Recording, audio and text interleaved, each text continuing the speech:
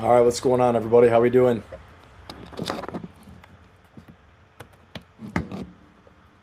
What's going on, everybody?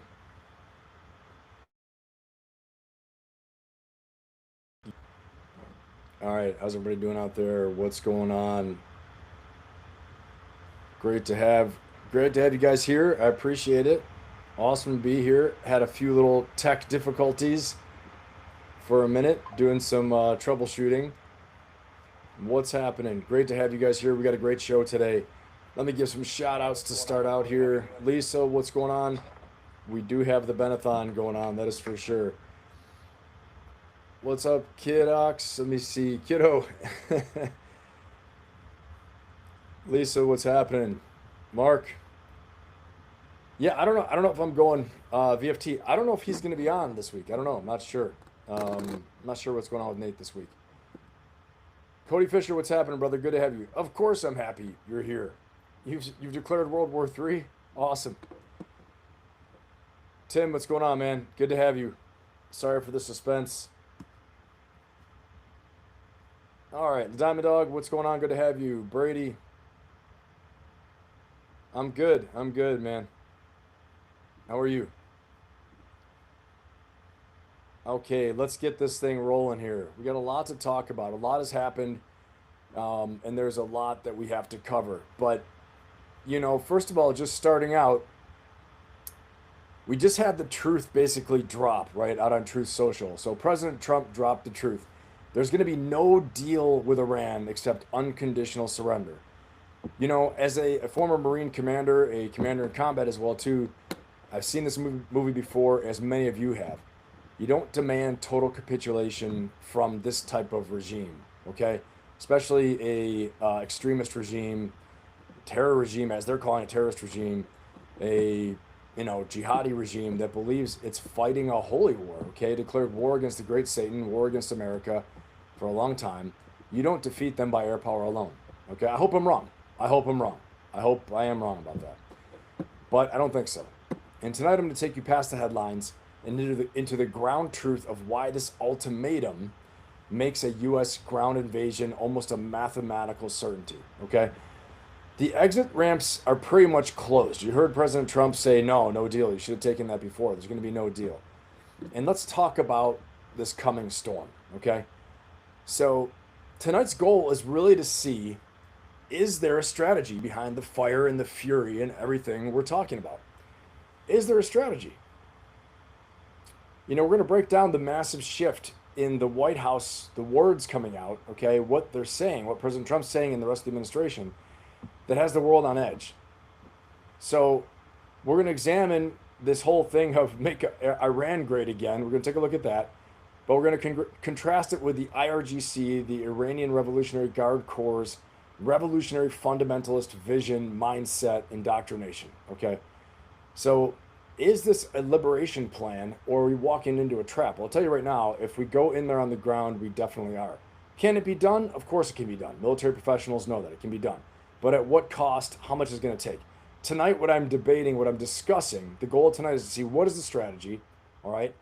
And examining my thesis, what I'm saying, that there's going to be a ground war, okay?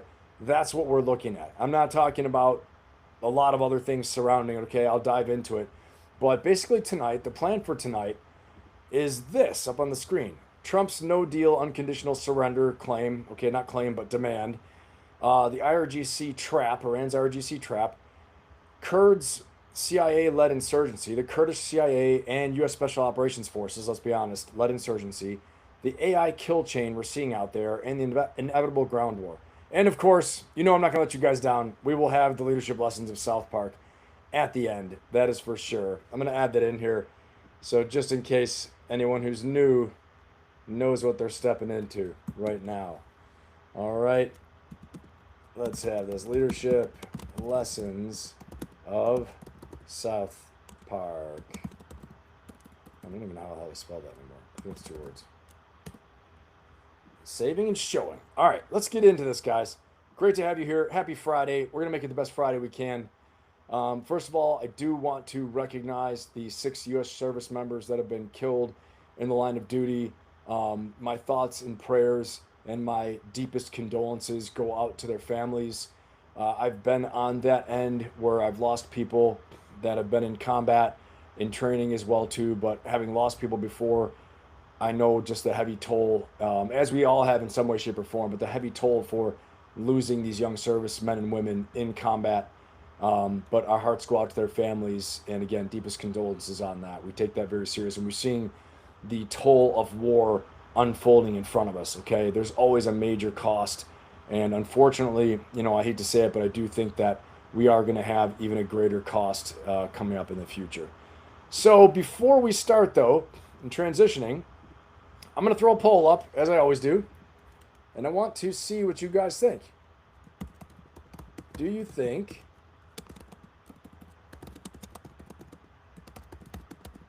the Iranian regime will surrender? Will surrender soon? Put in the poll, guys. Do you think the Iranian regime will surrender soon? Tell me what you think about that.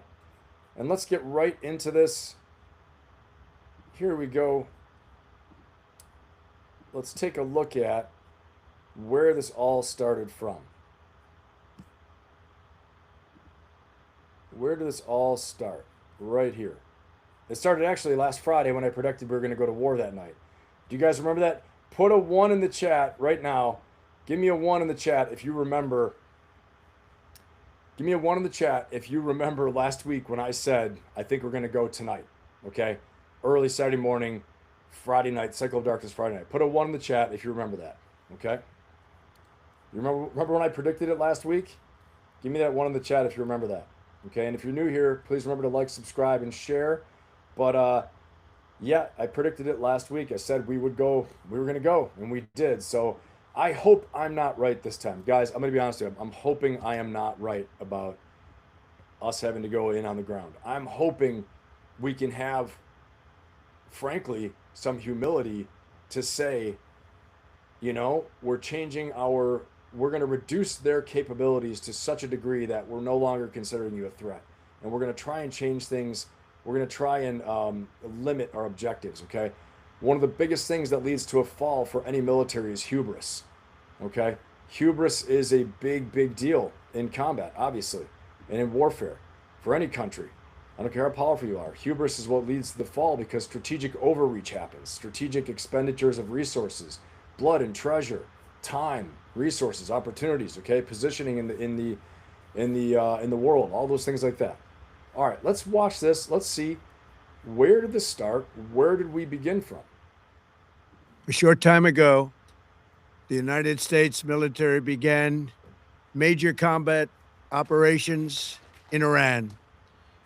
Our objective is to defend the American people by eliminating imminent threats from the Iranian regime, a vicious group of very hard, terrible people. Its menacing activities directly endanger the United States, our troops, our bases overseas, and our allies throughout the world.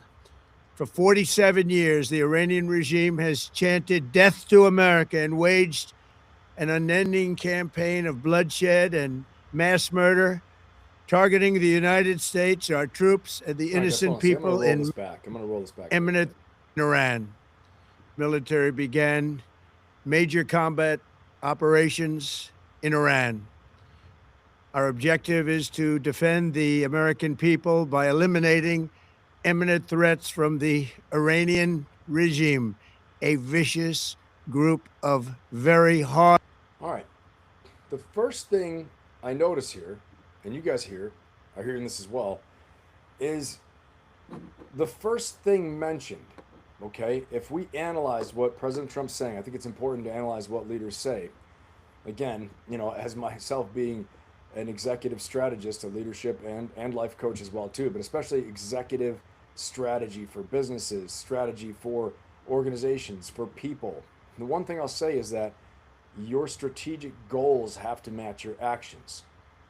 And so, obviously, the president's no fool in this. He knows that. And so people sometimes think he doesn't have a plan. I don't know if that's true right now, because he's saying the first thing was not reduction of weapon systems for nuclear weapons. So often in the media, we hear this misquoted. We hear people saying, oh, well, the stated objective is to get rid of the weapons. And then the president brought up it'd be nice if the Iranian people took over their country. This isn't true. This isn't true. And it's right here in the first 30 seconds of this speech. One more time. Let's hear this, okay? Iranian regime people by eliminating imminent threats from the Iranian regime. Okay. Eliminating imminent threats from the Iranian regime. This can mean lots of things. Okay, let's keep going. A vicious group of very hard, terrible people. Its menacing activities directly endanger the United States, our troops, our bases overseas, and our allies throughout the world. For 47 years, the Iranian regime has chanted death to America and waged an unending campaign of bloodshed and mass murder, targeting the United States, our troops, and the innocent people in many, many countries. Among the regime's very first acts was to back a violent takeover of the U.S. Embassy in Tehran, holding dozens of American hostages for 444 days. In 1983, Iran's proxies carried out the Marine barracks bombing in Beirut that killed 241 American military personnel. In 2000, they knew and were probably involved with the attack on the USS Cole. Many died. Iranian forces killed and maimed hundreds of American service members in Iraq. The regime's proxies have continued to launch countless attacks against American forces stationed in the Middle East in recent years, as well as U.S. naval and commercial vessels and international shipping lanes. It's been mass terror, and we're not going to put up with it any longer. From Lebanon to Yemen and Syria to Iraq. All right, so we're going through all the case building right here, talking about, just all the bad things they've done throughout history, justifying, and with good reason, right? These things did happen. These are true facts. These actually happened, and obviously Iran is a brutal, terrible regime. It kills its own people. They killed between 10,000 to 30,000 people in their own country, right? Between December and January, in the end of January.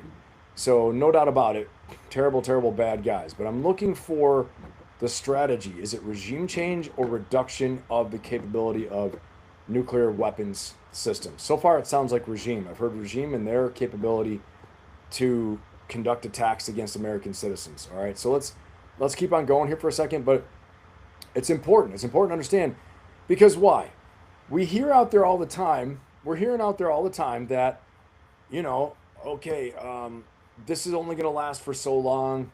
We're gonna rubble them, and they're gonna surrender, and they're gonna quit. Okay, we're focusing again on the regime. I'm here to tell you, regimes don't collapse completely. And we said before negotiation. Now he's saying no deal. Again, the thumbnail, the title here is no deal, unconditional surrender. No more deals, no talking to anybody. Now, is it tough talk where he could change it at the last second? Sure, he could. Okay? Sure, he could, and he's known to do that. But I'm going to tell you that it's not good when we're left to speculate and I'm left to make up things. He could do this, he could do that. We don't know, right? The strategy's got to be very clear. What is the objective? Because right now, if it's regime change, like I said in my video the other day, they failed. They haven't done it yet. They haven't had regime change. The regime has not collapsed. They haven't waved a white flag. According to anything I've seen out there, they are not negotiating. They don't want to negotiate, okay? And you're going to see that. I'm going to play these videos in a minute. But this is why it's important, because my theory, my thesis is that a ground war is inevitable. It has to happen if we continued with these stated goals, okay? And again, whether you're planning for your own personal life, you're planning for your business, your organization, you're a leader in sales, whatever it is, you've got to make sure that the ends you're seeking, okay, are supported by the ways, the tactics, and operational tools you're using, and means available, the resources you have. Okay, so we're saying regime change, but why aren't we using the number one thing that will lead to regime change? Okay, and I'm not talking about cost. I'm not talking about suitability. Is it suitable? Is it feasible? We can do it. It's feasible. Is it suitable? No. The American people have no stomach for it. None of you do. No, I don't either. The international community doesn't either. And it will be brutal. Okay? If you saw my video this week, you saw the terrain, you saw how they're dug in, the underground complexes, the fanaticism of the IRGC, but especially of the different elements of the IRGC. Okay? So we're going to go into that some more. Let's keep listening because I want to come with a strong, solid baseline from where we can pivot from all the rest of the videos I'm going to show you and all these things. All right? And if you're just joining us right now, please remember to like, subscribe, and share. If you're not subscribed, please subscribe.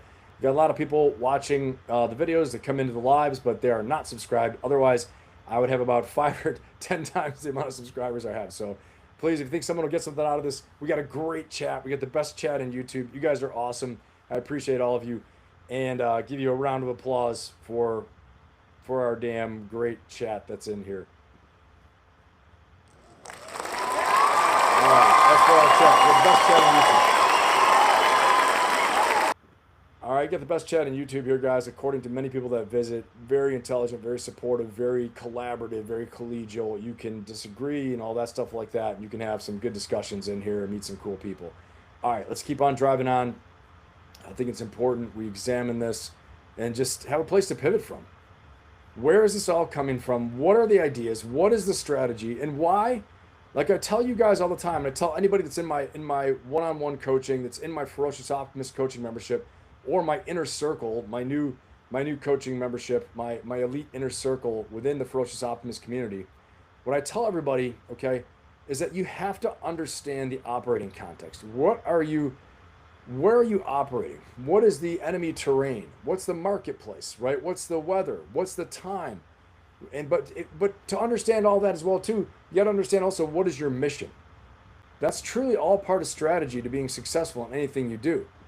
And so we want to fully understand what are the stated goals of the Trump administration as it wades into this uncertainty. Because war, one thing about war is it is uncertain and it is chaotic. Here we go.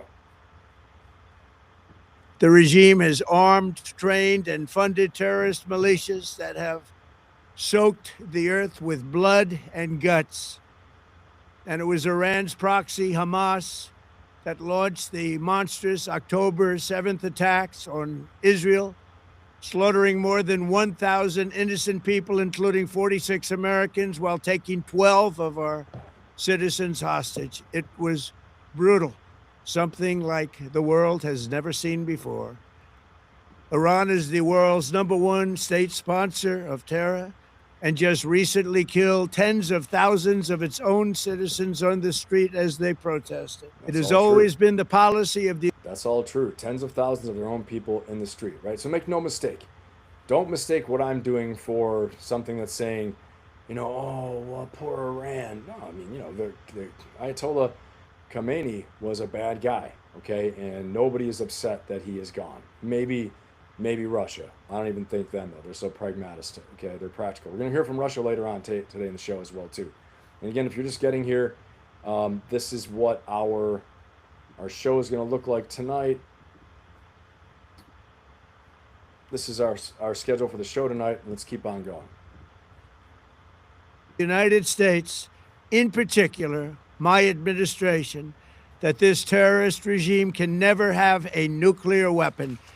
I'll say it again. They can never have a nuclear weapon. Okay. That is why in Operation... Hold on a second now. We have 2 objectives stated. The regime will stop being a threat, okay? This is what I do. I apologize, guys. This is what I do. I can't help myself but listen for all these things. The regime will stop being a threat to the American people. And he's talking about by all means. Stop the inevitable, imminent threat from the regime. So the regime is named. That's a noun. That's a thing we can go after, right? Another noun, nuclear weapons. You just talked about it. Let's rewind that. Never have a nuclear weapon. I'll say it again. They can never have a nuclear weapon. Okay, so 2 stated goals. Regime gone, or the regime can no longer be a threat. So that has to be a new government. This regime must be gone. New government could even be the same people. They want to change their uniform, whatever. President Trump says he wants to be the one who chooses who's in charge, okay? So 2 stated goals so far.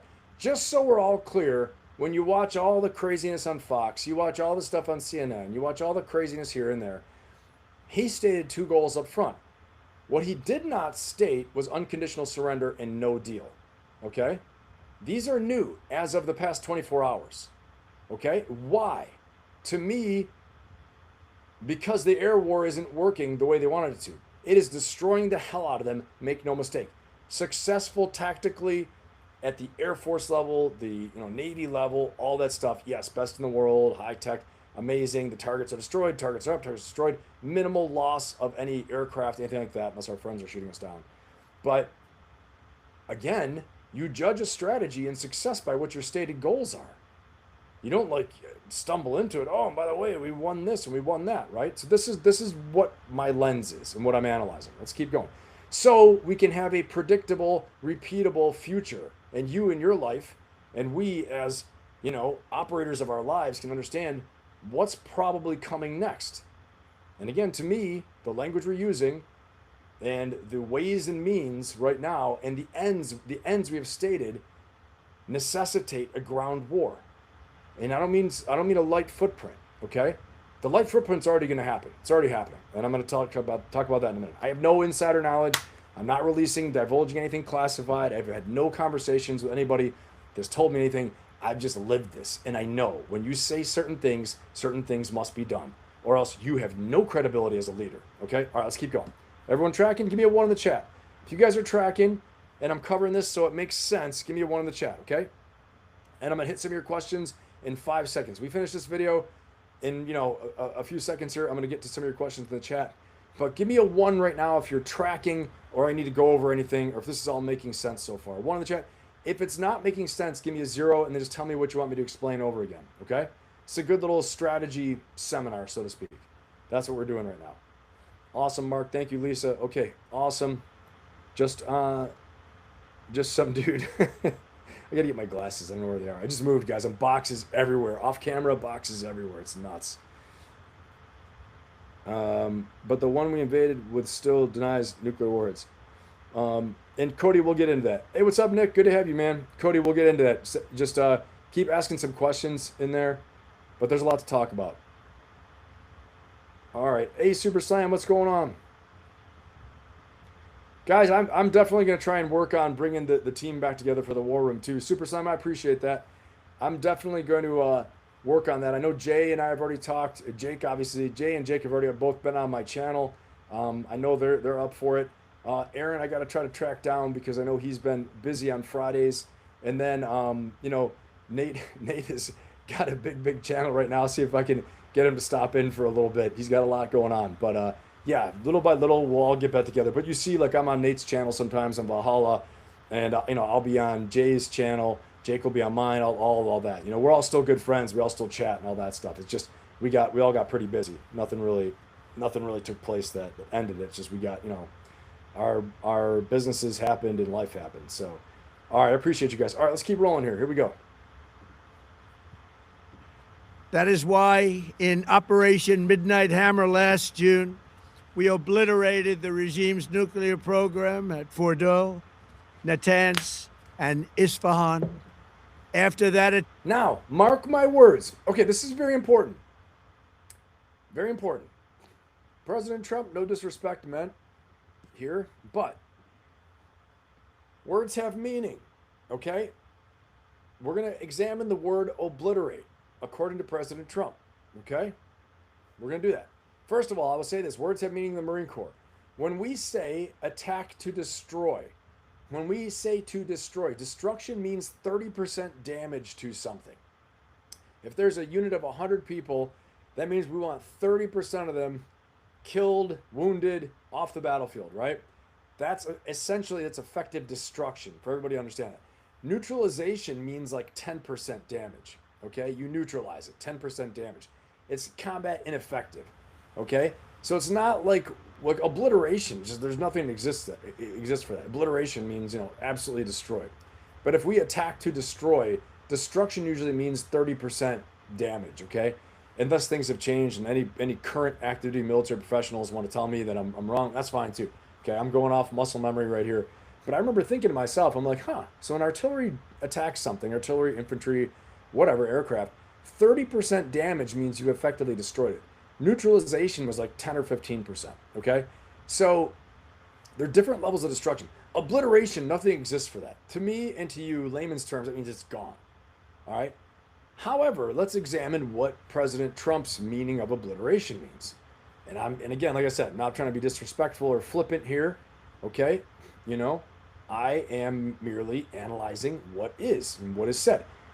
It appears that obliteration, I would think, means that you cannot rebuild these things in a year. It's less than a year since the Fordo attacks, since Operation Midnight Hammer in June, and yet we went back in to destroy nuclear weapons as one of the stated objectives. Okay, nuclear weapons facilities. If they're obliterated, then what that means, it equals in this case, that does not mean totally decimated and gone. It means more like destroyed, 30% degraded. So obliterated in this case, let's say it means 40% destroyed. A little worse than destroyed, okay, than destruction. Everybody tracking, give me a 1 in the chat if you're tracking on this, or if I'm making sense to you. Give me a 1 in the chat if this is making sense, or if I'm talking crazy in your mind, okay?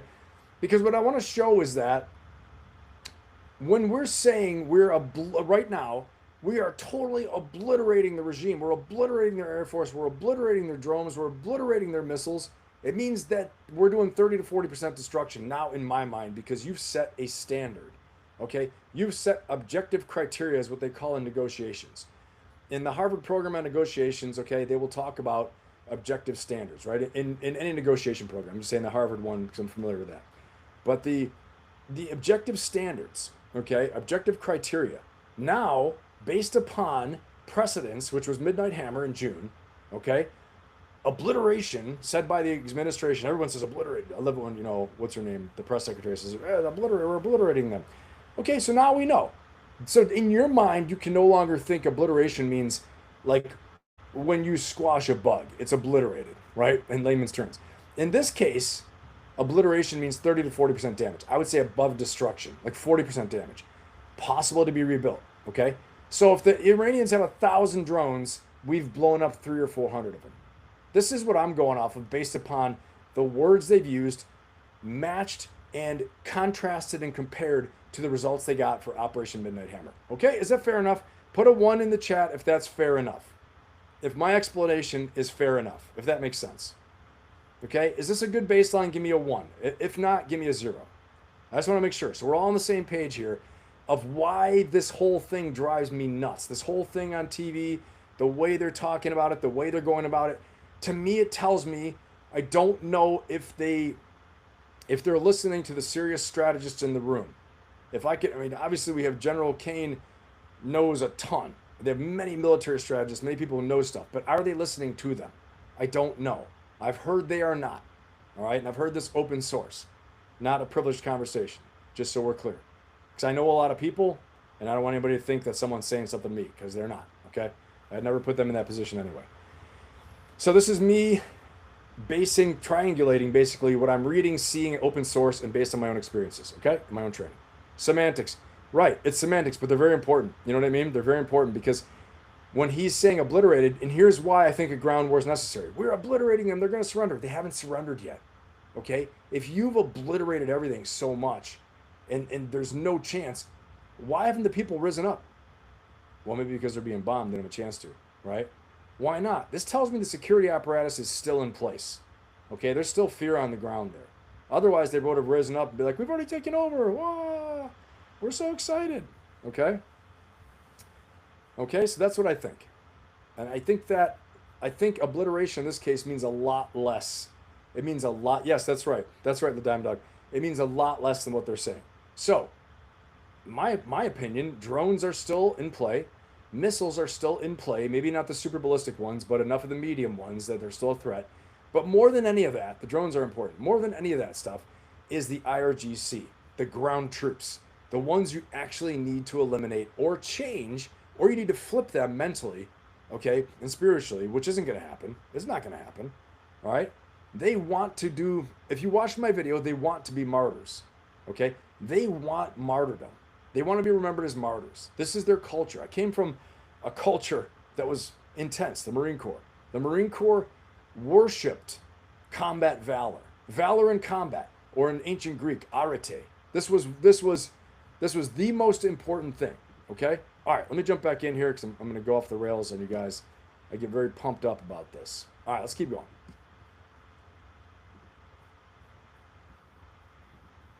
To resume their malicious pursuit of nuclear weapons, and we sought repeatedly to make a deal.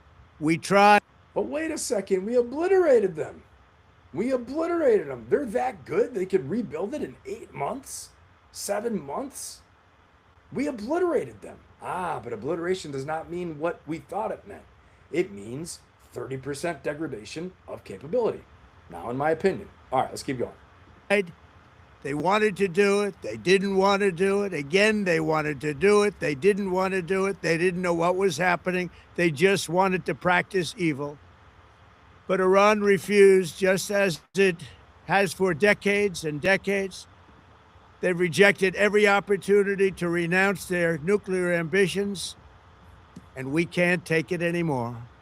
Instead, they attempted to rebuild their nuclear program and to continue developing long-range missiles that can now threaten our very good friends and allies in Europe, our troops stationed overseas, and could soon reach the American homeland. Just imagine how emboldened this regime would be if they ever had and actually were armed with nuclear weapons as a means to deliver their message. For these reasons, the United States military is undertaking a massive and ongoing operation to prevent this very wicked, radical dictatorship from threatening America and our core national security interests. We are going to destroy their missiles and raise their missile industry to the ground. It will. Okay, this is crucial, right? Here we go. Stated goals again. Regime change, we already said that. That's a big part of it at the very beginning. Nuclear weapons program, another one. Let's hear it now. This sounds like the final roundup, okay? And then we're going to get really into it. Be totally, again, obliterated. We're 30% destruction. Going to annihilate their navy. We're going to ensure that the region's terrorist proxies can no longer destabilize the region or the world. I mean, I'm just saying, these are some bold... This is like, we're going to invade Iraq. That's a lot like we're going to invade Iraq and go on the global war on terror, which we did all at the same time. It's a lot like that. We're going to get rid of all their proxies. It's a lot. Houthis, Hamas, Hezbollah, anyone else in the region that I can think of.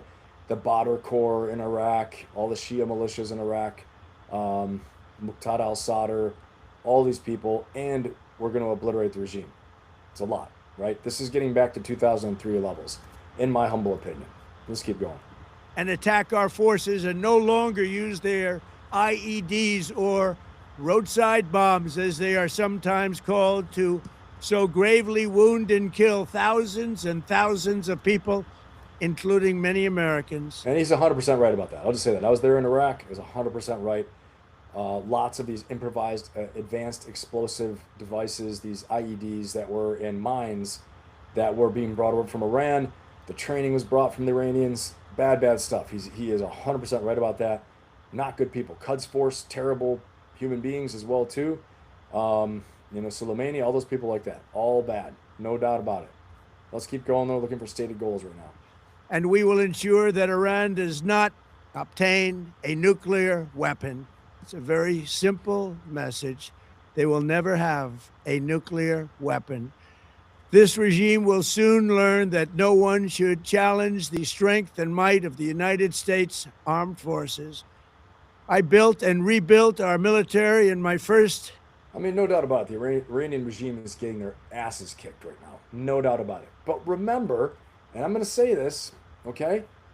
And you guys tell me if you agree. You put a 1 in the chat. Tell me what you think here. But the bottom line is this. All the Iranians need to do to claim victory is to survive. And I don't mean the Iranians writ large. I mean the regime. Okay? If the regime survives in any way, shape, or form, if they don't surrender, they win. Okay? If they don't unconditionally surrender, they win. Even if they get killed down to a man, they win a moral victory. But this is where we're at with these type of people. Okay? People who have not been to war and not rooted out these extremists out of their caves and out of their holes and out of their buildings and out of their dug-in areas and out of their, out of their urban environments, their mountain strongholds, wherever it is, don't understand that a lot of them are okay with dying. Life's not that great anyway. Okay, I just want to be honest, right? They don't have these highfalutin ideas of AI is going to make me live forever. And, like the one famous billionaire, don't die, the don't die movement. They want to die, right? Or they know it's part of life. Life is short. It's like Thomas Hobbes in Leviathan. Life is nasty, brutish, and short. Okay? So it's a different level, a different way of thinking, a different mindset, different spirituality, a different worldview, everything, than I think what people who have not lived that life understand. Okay? All right, let's keep going. And like I said, no disrespect, not being flippant. I'm still a Marine, all that stuff, deep in my heart and core, but I got to tell it like it is. Look at things objectively. Let's keep going. And you guys decide. You guys can decide. You're all very smart people. We got the smartest chat on YouTube, like I've always said. And you guys go ahead and tell it like it is for me as well, too. Put it in the chat what you think. Here we go. On Earth, even close to its power, strength, or sophistication. And he's right about that, but I got to mention the hubris here. Hubris is the pride before the fall. Many an empire throughout history, when they got so much pride and hubris, strategic overreach happens, expenditure of blood and resources and treasure. Okay, blood and treasure. That's what drained the Roman Empire. Hubris, strategic overreach. Okay? The next thing you know, this is how empires fall. I'm just saying, hubris is something we have to be very careful about. It's one thing to snatch Maduro and to safeguard the Western Hemisphere. It's another thing to do what we're doing right now. Granted, if he had limited objectives and said all missile capability will be destroyed and gone, all weapon systems, nuclear programs gone, I want to give the Iranian people a chance to uprise and overthrow their government. Okay, he didn't say we're going to do it. He didn't say unconditional surrender. Didn't say no deal. Limited objectives, then we leave. If you pop your heads up again, you do something stupid, we're going to do it even worse. Now he gives himself an out. But unconditional surrender, no deal, you don't have an out. And you have to now look at legacy. You have to look at credibility on the world stage. And the only way you do that, if you're going to really say a regime change, unconditional surrender, you got to go in the ground. I mean, we're talking like Imperial Japan levels. That's the type of mindset that this Iranian regime has. Imperial Japan, right? The dying for the emperor was an honor. Okay? Kamikaze mindset. Okay? Let's keep going. My administration has taken every possible step to minimize the risk to U.S. personnel in the region. Even so, and I do not make this statement lightly, the Iranian regime seeks to kill. The lives of courageous American heroes may be lost, and we may have casualties. That often happens in war. But we're doing this not for now. We're doing this for the future, and it is a noble mission. We pray for every service member as they selflessly risk their lives to ensure that... All right, I think that's enough of this.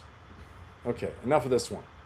All right, let me get some of the questions going here, guys, and I'm going to show this next clip here in a minute, but I know we got a bunch of questions. Okay, Nick, also having his first press conference after the thing kicked off would be about his ballroom renovation, and the color of the drapes in the ballroom wasn't exactly helpful or super appropriate. Yeah, exactly.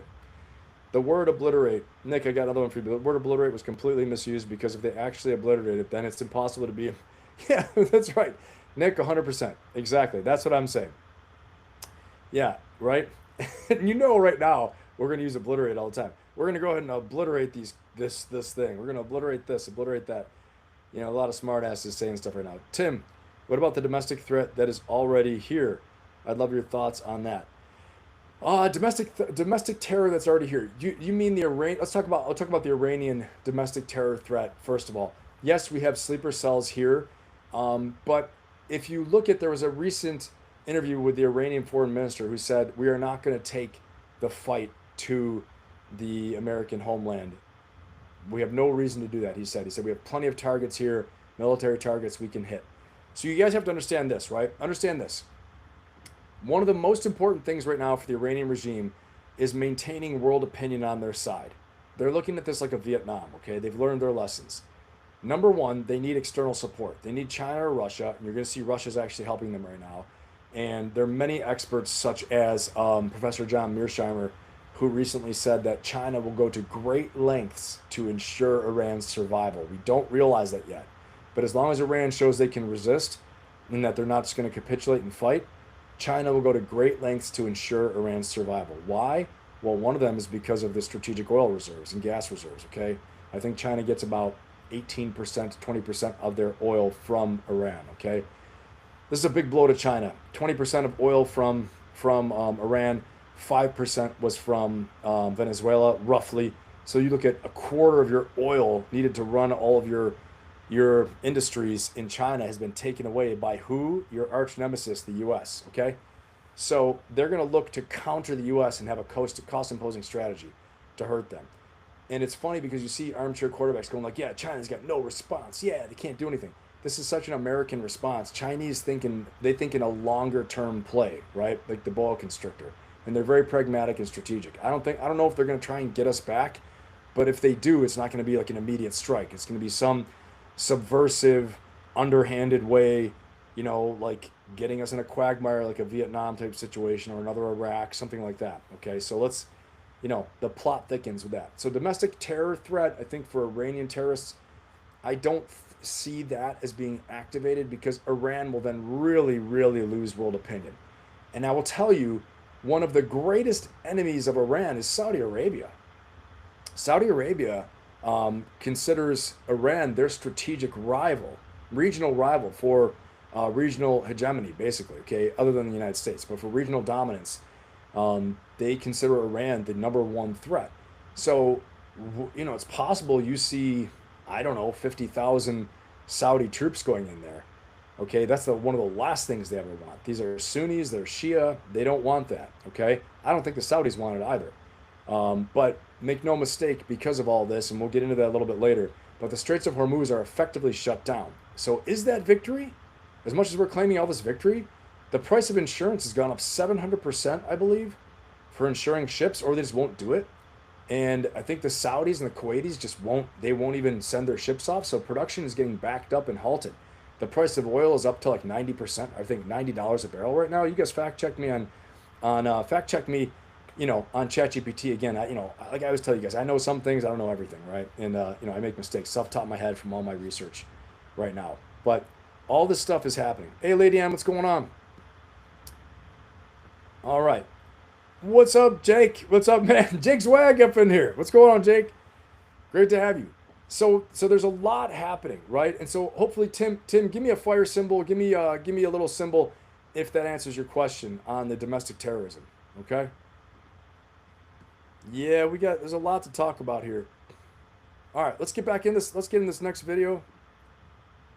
But again, it's one of the things where oil is going to continue to rise in price until we get it freed up. But I will say this. I believe the president mentioned that the U.S. Navy will just do it. We'll ensure protection for all these ships. But the last thing we want to do, according to naval experts, right? I mean, I guess, I'm a naval officer, being a Marine officer. But the last thing we want to do is we want to send like a shooter, a destroyer, or a big, Navy ship in that area, because one of the easiest things to shoot at with a missile is a ship. It's a sitting duck. It's sitting there, right? And if the Iranians get lucky, I don't think their technology is that great, but they have surface-to-ship missiles that can take them out. And they also have these big ballistic missiles. If they get lucky and they take out a U.S. capital ship, a U.S. Navy ship, that's a massive strategic incident, a huge blow to the U.S. Navy and our prestige and our credibility. And when you lose credibility, you lose the ability to influence events around the world. Because everyone's like, yeah, the Iranians blow up a ship of yours. We're not that afraid of you, okay? You show a real vulnerability. You don't think the Chinese will see that? It'll embolden them. So there's a lot of, there are a lot of things to consider here. All right, let's get into this next one. Okay, this is the latest. This is the latest that we have, okay? The latest we have of what is being demanded. And again, here's our schedule for tonight, what we're going to cover. If you're new, remember to like, subscribe, and share. If you think someone's going to get something out of this, please share. Again, we got the best chat in YouTube. Everyone loves coming in here. Again, it's not from me. It's from people that come and visit. Smartest chat, best people, and absolutely fantastic. So I appreciate all you guys. Here we go. Let's watch this. Now, this is the latest that has been stated for what our mission is right now and what we're doing. Unconditional surrender. Here we go. To share this post here with you on Iran. This is just coming in from President Trump on Truth Social. He says this: there will be no deal with Iran except unconditional surrender. After that, and the selection of a great and acceptable leader, we and many of our wonderful and brave allies and partners will work tirelessly to bring Iran back from the brink of destruction, making it economically bigger, better, and stronger than ever before. So we're already talking about unconditional surrender. 5 days into it, 6 days. You guys all know, if you're here last Friday, I predicted we were going to go to war when we did. That night, I said this morning, 3 a.m. I was wrong about that. It was a few hours earlier than I thought. I think by the time I got off and I went to dinner, some of you guys were texting me saying, and messaging me saying, you were right. We went to war. Okay. So almost at a week, within a week, we're already now escalating. We're escalating. We've moved the goalposts. Think about that. You're in an American football game, or I don't care, a calcio game, right? A soccer game, a football game. You're moving the goalposts. Now we have to do more. I'm sure the American military is like, what? What do you mean unconditional surrender? Boss, I thought we were going to pound them. I thought we were going to, take out their military program once and for all. We're really good at that. We fly way high. We drop these big bombs. No one touches us. We got our fighter craft. It's really badass. It's one-sided. It's not fair. We don't fight fair. It's awesome. Now you're saying unconditional surrender. Okay, well, we got to pound them more. We got to knock them into oblivion even more, right? We got to really, really pulverize them. We need to obliterate them. We got to obliterate them. Now we know obliterate doesn't mean what we think it does. You remember? I'm going to play something in a minute for you guys, but let's play some more of this, and I'll key up another video in a second. Iran will have a great future. Make Iran great again. Thank you for your attention to this matter, President Donald J. Trump. So once again, this just coming in here from Truth Social, as we did hear President Trump saying he wants to have a say in who the next leader will be, and that Khamenei's son is an unacceptable pick. So we did just want to bring this to you here on Live Now from Fox. As we transition away from Iran, we are going to continue to monitor all feeds, all information. If we do see anything breaking as it pertains to Iran, we will bring it to you on Live Now from Fox. But we do want to bring you some live coverage here. And this is coming in out of Florida. This is from Governor DeSantis as he's holding an AI policy roundtable in Tallahassee. All right. That's nice. That's nice. So we're going to obliterate them. Now we got to obliterate them. That's what's going on. We're going to obliterate them. And I've got something for you guys with this obliteration, because I think this is very appropriate. You got very good arms. He didn't fall? Inconceivable. You keep using the word. I don't think it means what you think it means. That's what I think is going on, ladies and gentlemen. I think, hey, look at this. They're showing my video. That's nice. I don't think that we know what that word means. You keep using that word. I don't think it means what you think it means. We're going to obliterate them. Someone's going to have that moment. Someone's going to have that moment in the administration, maybe with the president, and they're going to say, I don't think that word means what you think it means. Okay? I'm having that moment right now. I don't think that word means what you think it means. Okay? Put a 1 in the chat if you like the Princess Bride. If you like that Princess Bride, put a 1 in the chat. Absolutely hilarious. All right, let's get to some of your chat questions here. Nick, commercial vessels have exactly 0 countermeasures themselves against anything except Somali pirates with AKs. Yep, so true. So not how much comfort insurers we get from that. Yeah, very true. Very true. Okay. Yep. Let's see. Yeah, this is the best chat. You guys are awesome. Unconditional. Tim Burke, by the way, Hillary Clinton said in 2018 she would do the same thing. Anyone remember that? Yeah, Tim Burke said it.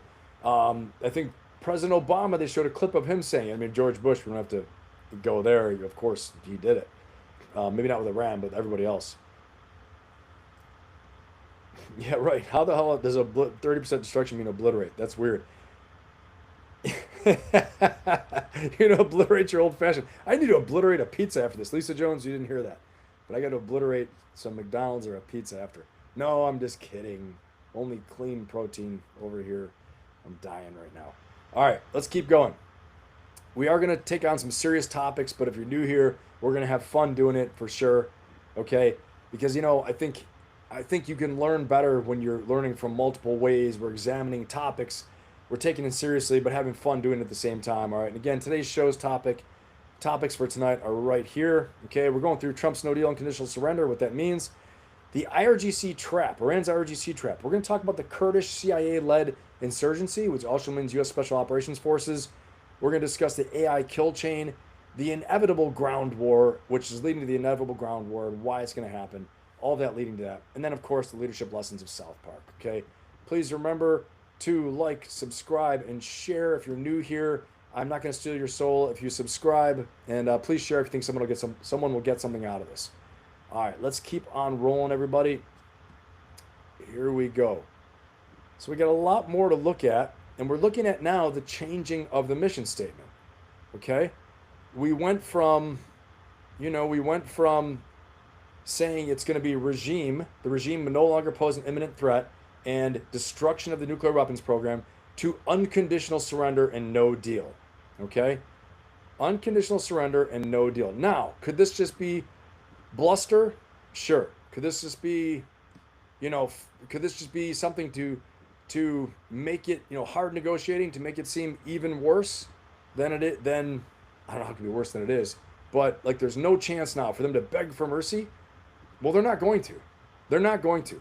And I got news for you. I saw something recently from an expert, Middle East expert, who said they're getting reports that the Ayatollah knew his days were numbered. He was 86, okay?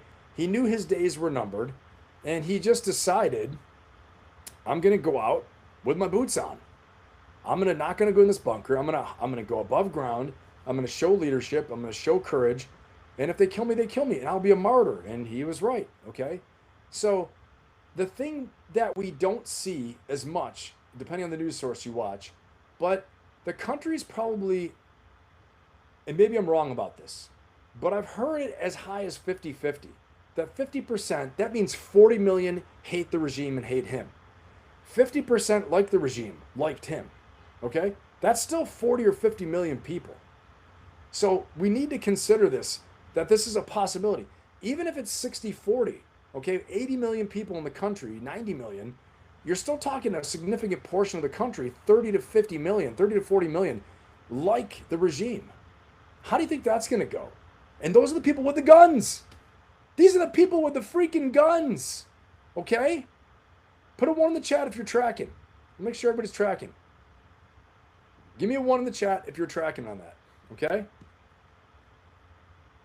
Because these are the people with the guns, the ones who like the regime. Oh, imagine that. 50 million don't like him. Let's be generous. 50 million don't like him. 55, 60 million don't like him. They have no guns, no means of resistance, no organization. They've been suppressed, and they run around afraid. Okay, of that, about 3 or 4 million actually stood up and would revolt and protest. Maybe it's 10 million. Okay. But these wackos in the IRGC, that if you watched my video, I'm going to play some of it again, but if you watched my last video, okay, that says they failed, it's my long form YouTube video, please watch it if you haven't seen it yet, and share it, okay, because there's a lot of important work in there. And you hear from a lot of experts as well too, but these are the guys that put down the protesters and killed them in the tens of thousands. There's no coming back from that. There's no coming back from those crimes. They are going to either win or die. Because if the regime changes and they're like, oh, we're just kidding. Yeah, we can play with Trump. It's not like Venezuela where they're like, let's make a deal. Who cares? Maduro's gone. He was bad. He's a drug cartel. Second in command's like, yeah, we'll do it. Everyone else is in line. Military, yeah, boss, we're good. Okay, cool. No problem. We'll listen to what you say, Trump. They're different. This is different. A different wiring. Okay? And after all these crimes, they know they're going to get killed and tried anyway by the people. Why would I give up my guns and surrender? No way, man. It's not going to happen. It's just not going to happen. All right? I mean, to me, this is a common sense.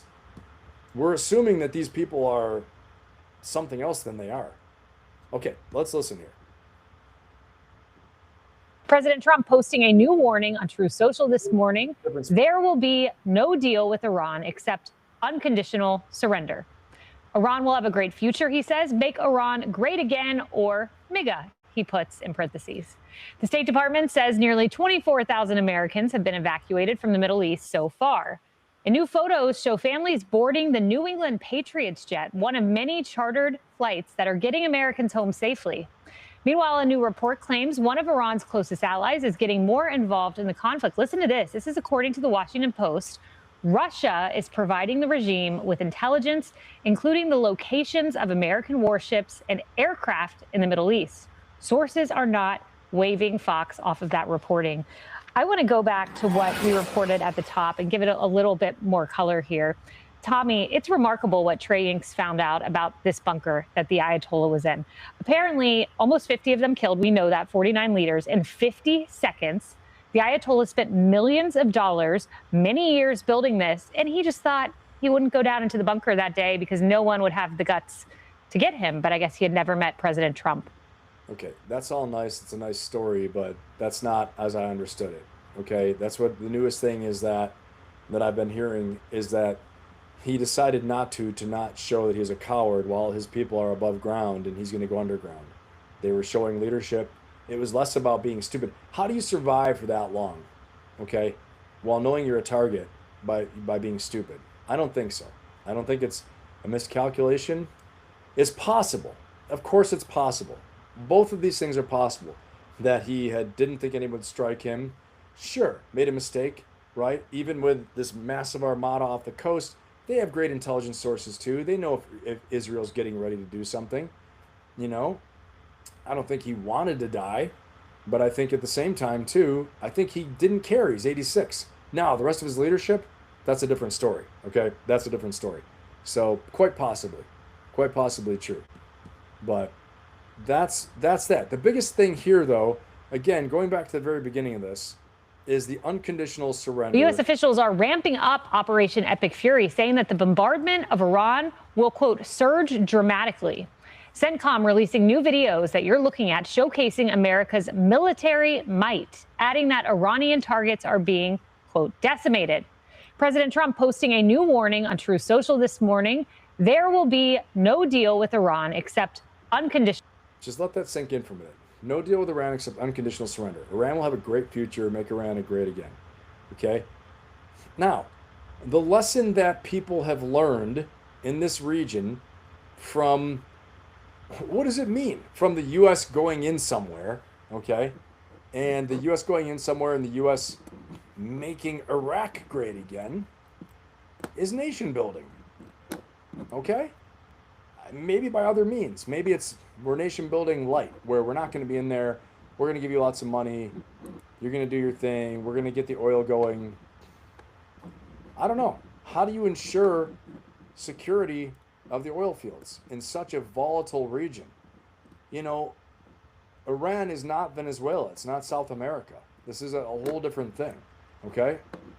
Granted, the cartels are not good, but the cartels are businesses, more or less. Right? They're not ideological fanatics with a crazy worldview. Okay? So they're disgusting business operatives, to be sure. Right? But it's just different. It's a different thing.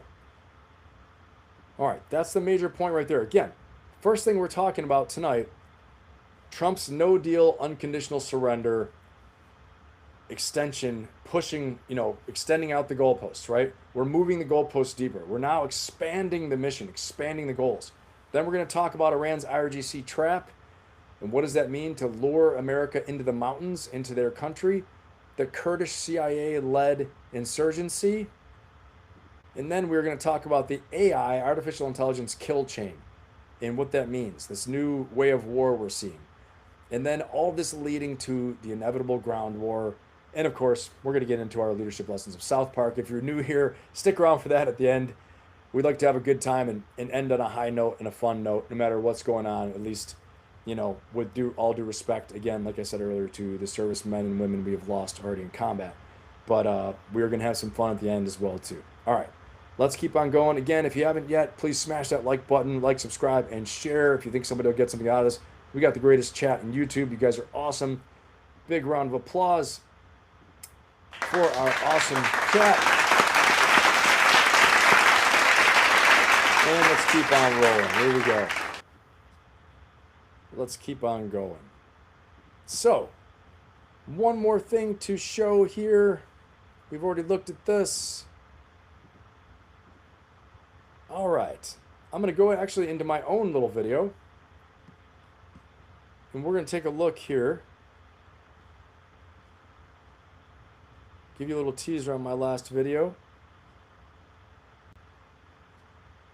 If I can find it. Here we go. Oh, how are we doing on our poll, by the way? Let's see how the poll's doing. Okay. Do you think the Iranian regime will surrender soon? 27 votes 1 hour ago. 81% no. 19% yes. Okay, boom. I'm ending that. Now, I'm going to ask the next one. The next poll, guys. Here we are. Do you think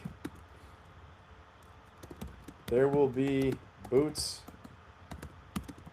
on the ground in Iran? Not do you hope so or hope not.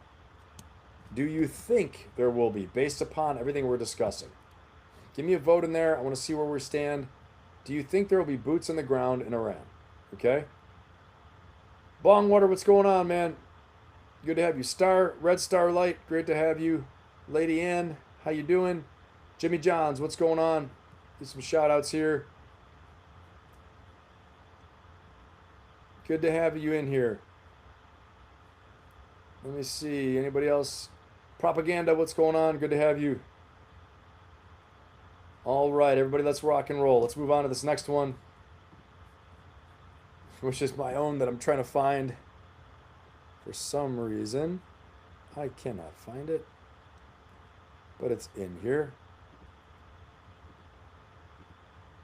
It's in here, and I'm about to play it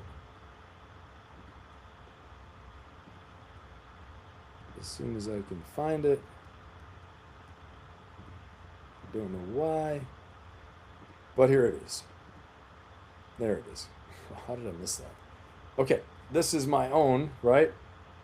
Well, let's check this out a little bit. If you missed this, watch the whole thing. We're not going to watch the whole thing right now. We're just going to watch a little teaser on it. Here we go. The air war has failed. Based upon the stated goals of ending the nuclear program, regime change, and preemptive strikes, aka hitting them before they hit us, where Israel is the tail wagging the U.S. dog, no matter what the rationale, the air war has failed. I've given them 5 days of pounding Iran on a level that's almost 10 times what we did in Iraq in 2003. Now it's 7 days. Now I've given them 7 days of pounding Iran at a level that I think I exaggerated. I don't think it's 10 times, but I think it's like 3 to 6 times the level. No, yeah, I think it's about 5 times the level. I think it's about 5 times the level we did in Iraq. But 10 times sounded better in my video. Damn it, I obliterated them. Calling myself out. I obliterated them. Let's go. And there's no surrender, no white flag, no calls for negotiation to stop. Here we go again. Time to lace them up, boys. We're going in, no doubt about it. And oh, by the way, I'm already right about this. It turns out we're training a Kurdish force to go into Iran and to build up a revolutionary unconventional warfare force to overthrow the regime. Let's be honest, though, it's just going to harass the regime. The IRGC is dug in deep in the mountains and their underground complexes, their underground missiles. Let's pause on that for a second. If you're not familiar with some of these... The IRGC is dug in deep in the mountains and their underground complexes. Look at the terrain here, okay? And I'll keep playing the video in a second. Here and there, I'm going to go back to and refer to it. But look at the terrain of the Zagros Mountains, okay? This is Iraq off to the west. Iraq's over to the west, to the left of the screen. Tehran is near the Caspian Sea, Missile City there. These underground complexes at various places in the country. And we don't know how deep they go. Yes, we have good intelligence. Yes, all those things, okay? Yes, we have great technology. But again, if we claim to have obliterated their nuclear program, which was dug in an underground complex, and yet they got it going again, They restarted again so quickly. Why are we so confident we can obliterate? Well, yeah, we're going to obliterate because it doesn't mean anything, right? Why are we so confident we can eliminate? That's a specific word.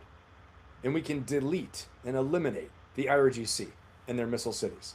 Why are we so confident? If we couldn't do that when we used the biggest, baddest bombs we could, and all the king's horses and all the king's men couldn't destroy the nuclear weapons facilities. So why are we so confident? Because the thing is this. Again, the stated objective of regime change, stated objective of now no deal, unconditional surrender, okay? That means you need an extreme level of destruction, an extreme level of coercion. And do you think the regular people are going to suffer from this as we pursue this level of destruction to the levels of Germany and Japan? Is what it sounds like to me, okay, in World War II. That's what it sounds like to me. Unconditional surrender. That's stuff like Germany and Japan or Iraq in 2003. Guess what? We didn't mess around. We thought we beat them. They thought they beat them in the first couple weeks. We said, we got them. They sent ground troops in immediately, seized Baghdad, captured, Hussein took a little longer to capture because he was on the run, running around, right? They already got Khomeini. What I'm saying is that, we can't mince words. If you're going to do it, you got to do it. But do we want to do it? The level of destruction, the cost is extreme. The average people in Iran, do you think they're going to be happy when all their infrastructure is obliterated or eliminated? Let me say that. Now we know obliterated doesn't mean what we thought it did or what the administration is saying. Okay? So, but when they could say that. When their infrastructure is destroyed, meaning it doesn't work anymore, it needs to be rebuilt, okay? They're not going to be happy. And in fact, we may be creating insurgents against us if we occupy. And in the name of going after the IRGC, we kill innocents. In the name of going after the insurgency of the IRGC, once we go on the ground, this is Iraq. It could be. I'm not saying this is. It could be Iraq all over again. Okay? If we go down this path. All right, let's keep watching. They're underground missile cities, and they haven't waved the white flag yet, despite 5 days of pounding them. Now 7 days. On a magnitude that is about 10 times more than we did in 2003. Actually, about 5 times. In Iraq. Sounds very familiar. And I think, what does this take? It takes boots on the ground. That's what it takes. This is the inevitable ground war that's coming, ladies and gentlemen. And this is only the beginning. Most leaders will mistake activity for achievement. And in grand strategy, that mistake costs lives. We've seen strikes over Tehran, and the armchair generals are already talking about. All right, I'm going to show you guys a quick map here. Let's look at this. If you haven't seen what Iran, show you guys Iran. Here's what we're dealing with. Okay, again, you see Tehran up here in the north. Very few flat areas. You see the different roadways and systems here. We see the Zagros Mountains, the Albarez Mountains. They're really surrounded by mountains all the way around. There's Bandar al-Abbas at the Straits of Hormuz, where the Persian Gulf and the Gulf of Oman meet, okay, down south. This is their big naval base, where they have, missile cities, drone cities. They've got surface-to-ship missiles, all these different systems, okay? This is relatively flat ground. This is where their oil fields are near Avaz. The big Kunets oil fields are right there. Okay, we're going to look at that. Check out this build really quickly. Where Tehran is, you can see where Isfahan is, you can see where the oil fields are. Bandar Abbas, the naval base down to the Straits of Hormuz. The proximity to Iran, they share a border with Iran, and they are on the Straits of Hormuz in the Persian Gulf. Let's talk about shaping operations. So it turns out, I was right about this, the CIA and U.S. Special Operations Forces are going to be training an unconventional warfare force of Kurdish special forces that were used. So this is the way that this is going to take place, right? The Kurdish special forces from Iraq are going to, and allegedly they're already going in. They're already there, allegedly. I've seen some reports on this now. Again, open source from what I've read. No one's told me anything. I'm not, compromising anybody, anything like that, okay? But from what I've read so far, this is what's happening. You look over YouTube, you'll see it everywhere. It's all over the place. And their goal is to create an insurgency inside the country to overthrow the government. Okay, that's what's going on. But this is how they're going to have to do this. They're going to have to come from Iraq in the west and come into the country through these crazy mountain systems. All right.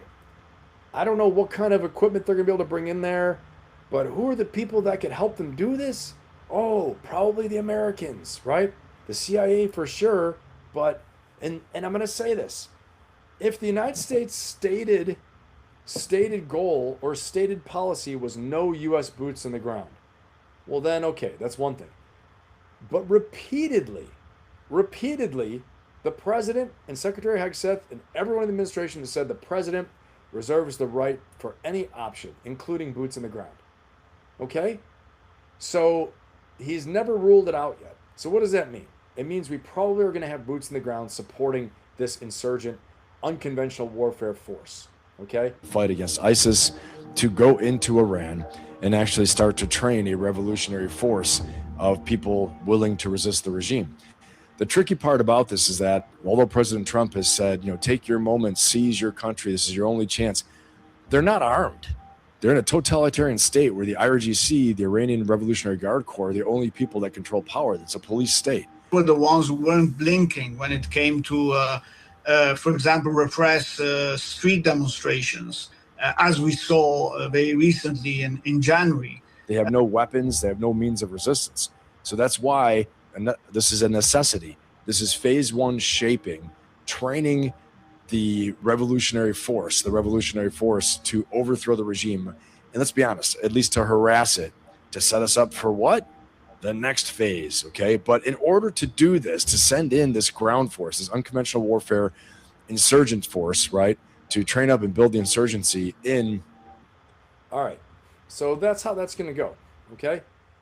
And the bottom line is this, is that, again, when you say regime change, you say so the regime can no longer hurt us. Well, the option of the regime to hurt you will always be there unless the regime ceases to exist, okay? So again, why do I say boots in the ground? And in fact, there are already boots in the ground now, okay? Put a 1 in the chat if you're tracking. Give me a 1 in the chat, guys. If you think that we already have some kind of U.S. boots on the ground, give me a 1 in the chat. I even heard on Fox today, they said, we have no boots on the ground, but there are already attack helicopters flying around Tehran or over their cities. I'm like, attack helicopters are ground forces, okay? They launch from nearby bases. These don't travel that long. So the cat's already out of the bag, okay? And it's not about me being right about this. I pray to God I'm not right about it. I pray to God I pray to God the Iranians come out and say, you know what, you're right. We're gonna be better. We're gonna do better. We're gonna play ball in a responsible way with the international community, and we're gonna stop what we're doing. America, no longer death to America. In fact, USA, and we're gonna chant, and we want you to make Iran great again. I hope it all happens. I hope it's peaceful, it's calm, and we don't have to go to war and go in there. But when you say unconditional surrender and you say no deal, and there are attack helicopters already there, and you already got the Kurdish special forces going in, I mean, come on, right? What do you think? And we never once said no boots in the ground. They've already said a CIA-led Kurd force to build the insurgency in Iraq is going in. Okay, guess what? You don't think they're going to be boots in the ground of some kind, U.S. Special Forces, right? Special Operations Forces, somehow, some way. And then you think that's going to win? You think they're going to be able to? How big is this insurgency going to be? How many weapons shipments can they do? Right? Iraq was different. Everyone in Iraq in every house had a weapon. It was like the U.S. They had weapons everywhere. These people aren't allowed to have weapons. Only the regime has weapons, okay? All right, let's keep going. Let's keep watching here. Let's keep going. All right. How are we doing on our poll? Let's see the poll here. I'm going to get some of your questions, guys. Do you think there'll be boots in the ground in Iran? Yes, 82%. Wow, 82%, 17 votes. Guys, if you haven't voted yet, please vote. We got more people watching than 17 votes. 18% say no. And again, please remember to like, subscribe, and share. If you think you're going to get someone's going to get something out of this, please go ahead and share it with them. We've got the best chat in YouTube. That's not coming from me. Well, it is from me, but it's also from anybody that's come by here. They've said so many times, people are like, wow, this is the best chat. You guys are so cool. You can agree, you can disagree, you can debate, right? And everyone's going to let you have your space. We don't tolerate any BS in here either. I don't tolerate it either. Okay, so it's a good place to, bring up your ideas. You can agree to disagree, debate, all this stuff like that. But let's learn together and let's keep on rolling. Here we go. And again, please check out my latest video on YouTube. I think you're going to get a lot out of that. I'll play a little bit more just so you guys can see. And actually, we talked about the unconventional warfare campaign. I will talk more about that, about actually the ground force campaign later, the ground war, how it's going to go. And I'll play a little more of the video later on. But it's 16 minutes long, not too long. Go ahead and check it out if you haven't seen it yet. All right. Let's go. And now we are going to talk about, like I said, the schedule for our show tonight is Trump's no deal unconditional surrender. We just talked about that. Iran's Araghchi Trap. We're going to talk about that now. Okay? And then the Kurd CIA-led insurgency. I talked a little bit about that just now. We're going to go into it more later. The AI kill chain and how artificial intelligence is now the big technology for targeting and how we've been using that. And then we're going to talk about the inevitable ground war. Okay, why this all leads to the inevitable ground war. We're going to build to that. And last, we're going to get into, as always, our leadership lessons of South Park. All right, here we go. Remember to like, subscribe, and share, everybody. And let's rock and roll. Before I do that, though, I want to get into some of our chat. Let's see what we got here. Ben Pappas, react to Ben Pappas. I was correcting myself, the Diamond Dog, calling myself out. Yeah, Jimmy Johns, that's right. We went to Afghanistan, they hid in the mountains, right? No, keep spamming, Jimmy Johns. It's good. This is what the chat's for, to have fun. You can keep firing away. Hey, Paul, what's going on? Made the live stream. Good, man. Good to have you. Let's see here. The Diamond Dog. U.S. Special Forces were in the mountains in the start of North Iraq and Kurdistan. Yep. Navy and Marines South. Yep, that's right. I mean, probably sounds like a playbook. Sounds like a playbook. Just saying. Okay. Propaganda. You read that Special Forces have already been dropped in as well. I mean, it's out there, right? If you guys do the research, it's out there. And it's part of a playbook, the pounding, and then, Special Forces go in with a partner force, all these things like that. Okay? Yeah, CIA for sure. CIA, yeah, definitely. CIA, Mossad for sure. Let's see. Yeah, boots, let me see. The planet, boots on the ground usually means boots on the ground that the public knows about. Well, boots on the ground can mean a light boots on the ground footprint too. Boots on the ground does mean special forces as well too. Okay, those are boots on the ground. The only time it doesn't mean boots on the ground is when it's clandestine. Okay, CIA are not boots on the ground. That's clandestine. They're not part of the Department of War. Okay, it's in certain authorities, when they have certain authorities. If you have somebody that's in a clandestine force, like you said, that the public knows about, it's very true that you say that. But just to clarify on it, for everybody else, it doesn't have to mean only big formations, right? And as you're saying, boots on the ground that the public knows about. Yeah, I agree with that. But as soon as we start finding out from open source that U.S. Special Operations Forces are in the country, a lot of the times that's leaked by the Department of War or the Department of Defense, whatever the hell you want to say, Department of War, so that, it's intimidating also for the enemy. They can be looking out for it, but it's intimidating. They holy cow, they're already here, right? That's had a psychological impact as well. And propaganda says, I think it will end up being far worse than Iraq. Maybe we shall see. I hope not. I hope you're wrong about that. I hope you're wrong. Okay, let's go. So far, again, we talked about the no deal, unconditional surrender. Let's keep on rolling here.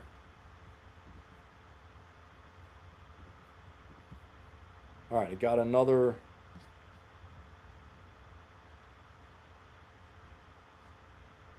video I'm going to show you guys right now.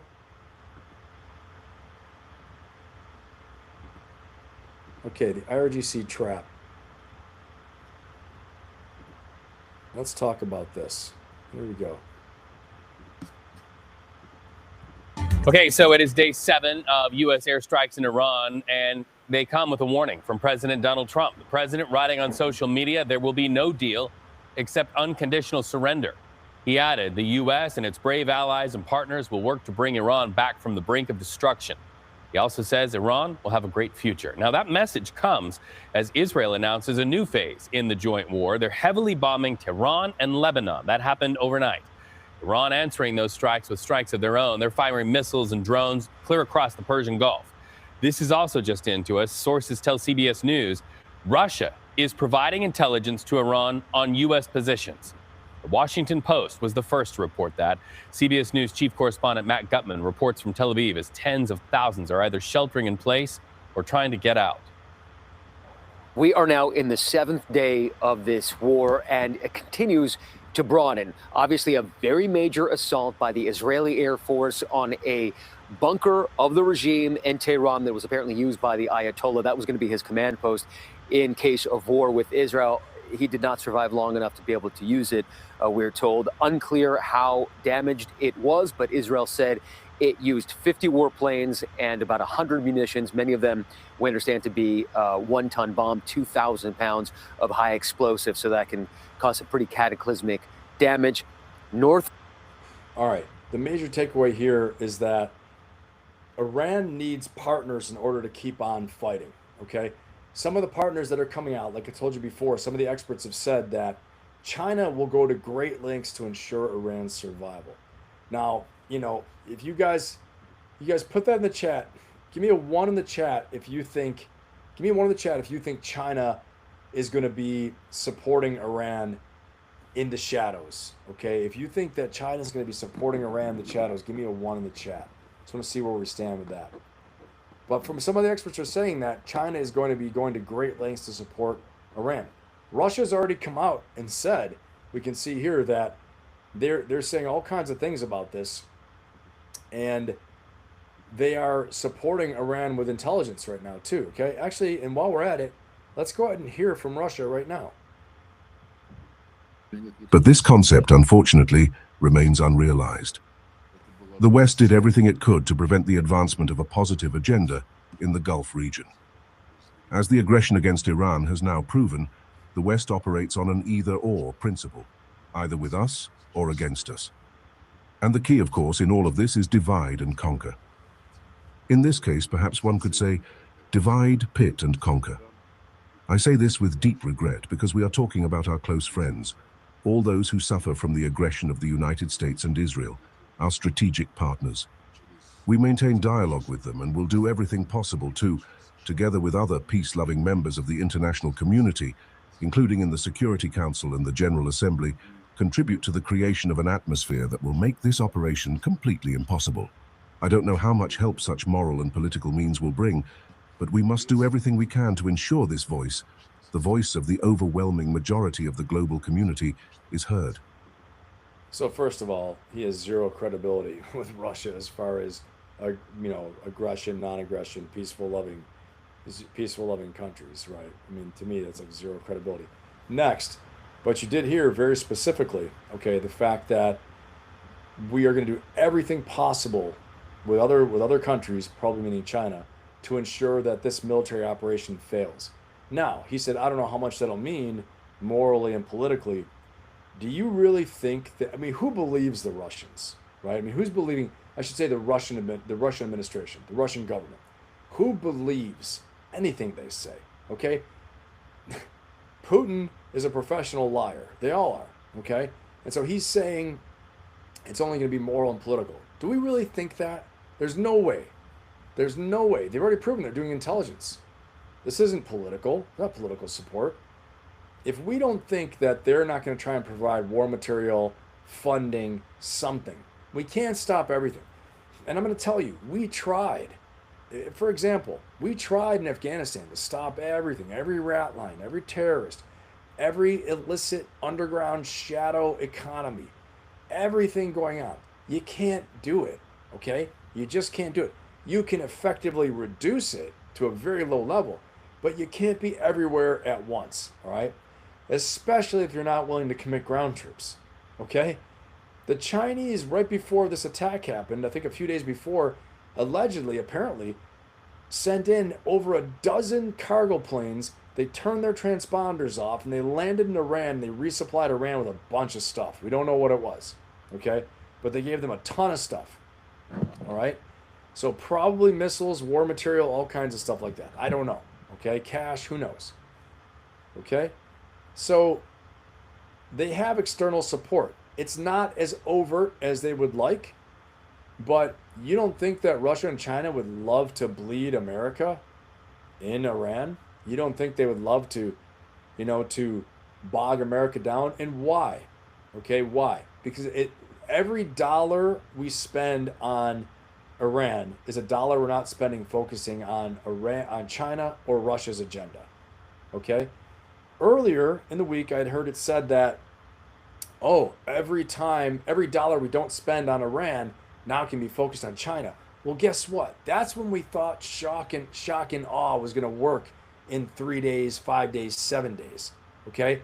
We went from saying this is going to be a quick strike thing to all of a sudden it was going to be 3 weeks. Now they're saying 5 weeks. Now they're saying longer. We don't know. Okay? And so guess what? The rule is the same. The rule is the same.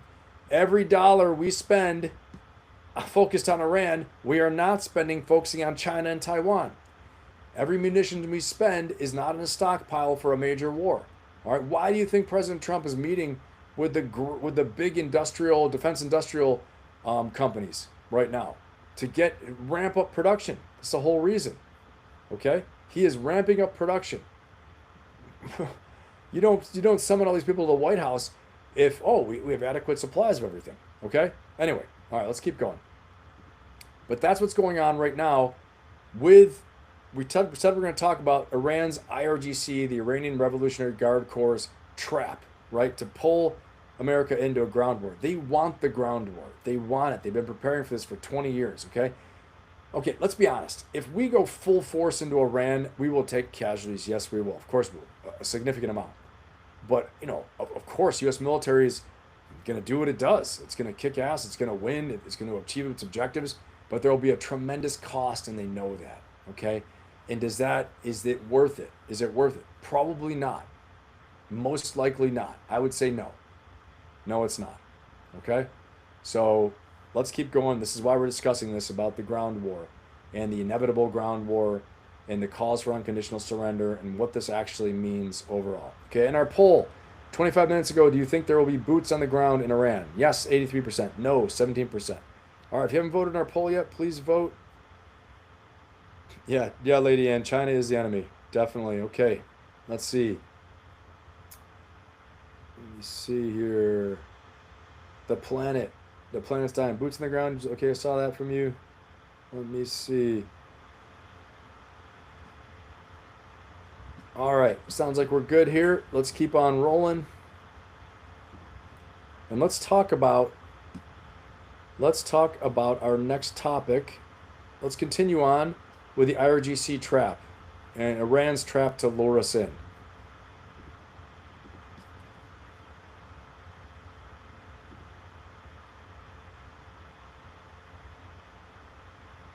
Let's talk about this. Okay, here we go. So this is an interview with Iran's foreign minister, and he's point blank asked about this. I think it was 2 or 3 days ago. Iran's foreign minister gave a big talk, and he was interviewed on NBC. And they asked him all kinds of questions. He's trying to put on a big performance to show strength. This is 3 days ago. They're still standing. They're still there. They haven't surrendered. No white flag. And I will tell you, I got to say this, right? I got to say that right now, President Trump is saying no deal. No, unconditional surrender only. Is that because nobody has come forward saying they want to negotiate? I think that might be the case. I think it's the case because in the beginning it was, yeah, we'll negotiate. We'll negotiate. If they come to the table, I think they thought this was going to be a cakewalk. I think they thought, yeah, we'll pound the hell out of them and, we're going to pound them and then they're going to come to the table and they're going to want to negotiate. But when they didn't, again, this is possible, right? Doesn't mean it actually is, but I'm saying this is what I think happened. That when they didn't come to the table and try to negotiate, then we said, well, hell with them. You don't want to negotiate? Fine. You want to play tough guy? We're going to be tough guy with you. You want to play the tough guy? Okay, then fine. Now you're going to be the tough guy. You want to be the tough guy? You want to negotiate? Well, we're going to teach you what that's all about. You want to embarrass us? We're gonna pound you in the ground. We're going to obliterate you. Okay? All right, here we go. Listen. And I asked Iran's foreign minister about whether his country is prepared for a possible ground invasion from American troops. Watch this. President Trump has not ruled out boots on the ground in Iran. Are you afraid of a U.S. invasion in your country? No, we are waiting for them. You are waiting for the U.S. military to invade the ground troops? Yes, because we are confident that we can confront them, and that would be a big disaster for them. So you're saying that Iran is ready and willing to take on the U.S. military if there were to be ground troops? Well, we were ready for this war even more than the previous war. So you can see, the quality of our missiles, how much they are upgraded after the last war, because we learned lots of lessons. And we are prepared for any other eventuality, even, a ground invasion. So our soldiers are prepared for any scenario. When I said that we are waiting for them, it didn't mean that we are waiting for continuation of the war. No, but we have prepared ourselves to confront with any scenario, with any eventuality, any possibility, and we know that we can handle that. Are your allies Russia and China helping you? Well, they are supporting us politically and otherwise. Are they supporting you militarily? Well, military cooperation between Iran and Russia is not a secret. We have worked with each other in the past, and that has continued, and will continue, I guess. So one of the most important things for Iran to survive, because again, remember, all Iran needs to do is survive. In order to claim victory, they just need to survive. Honestly, if they can hold on for a month, is a big victory. Okay, major victory. And I think what I want to say is that they need to survive. But to survive, in order to survive, they need external support. They're going to need Russia and China fueling them somehow, some way with essential materials, political support, political pressure.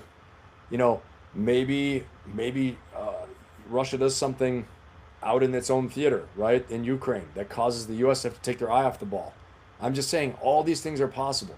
But Iran will need political support. They will need also external support, material, war material, funding, resources, all those things like that. The next thing is this, is that what he said, they want the U.S. to come into their country. They know they can't stand toe-to-toe with the U.S. No, almost no one can, right? But you get them inside the mountains, you get them in this restrictive terrain, you get them in a close-in fight, right, in very restricted areas, and then you take away a lot of technology. You take away a lot of our long-distance systems, okay, that will cause it to be more of a human fight. Cities, mountains, rugged, small arms, infantry, all those things like that. Now, obviously the U.S. is very well suited for all those things too, but you cannot avoid the loss of life, except for this one thing, okay? Are you guys ready for this? Put a 1 in the chat if you're ready for the bomb I'm about to drop on you. All right? Give me a 1 in the chat if you're ready for this friggin' knowledge bomb I'm about to drop on you guys. Okay? Bobby's up in the chat. What's going on? What's going on, Bobby? We do devalue the currency 100%. That is what we do.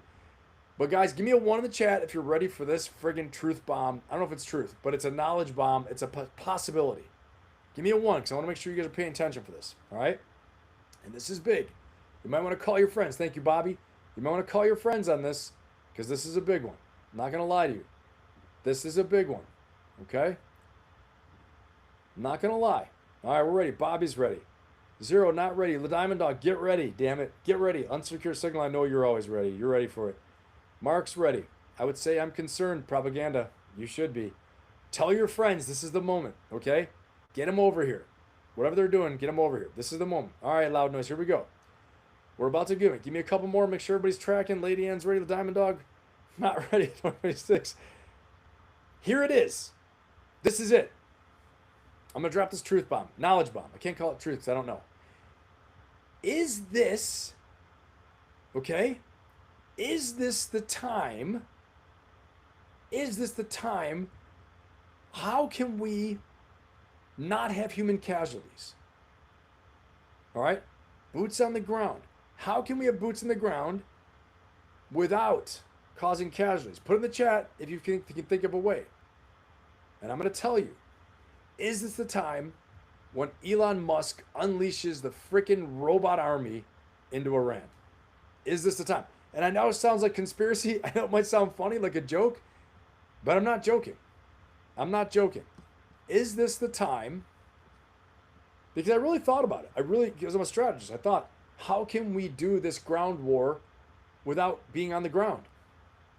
Is this the time we go in there with super empowered squads and we release a capability we hadn't yet shown?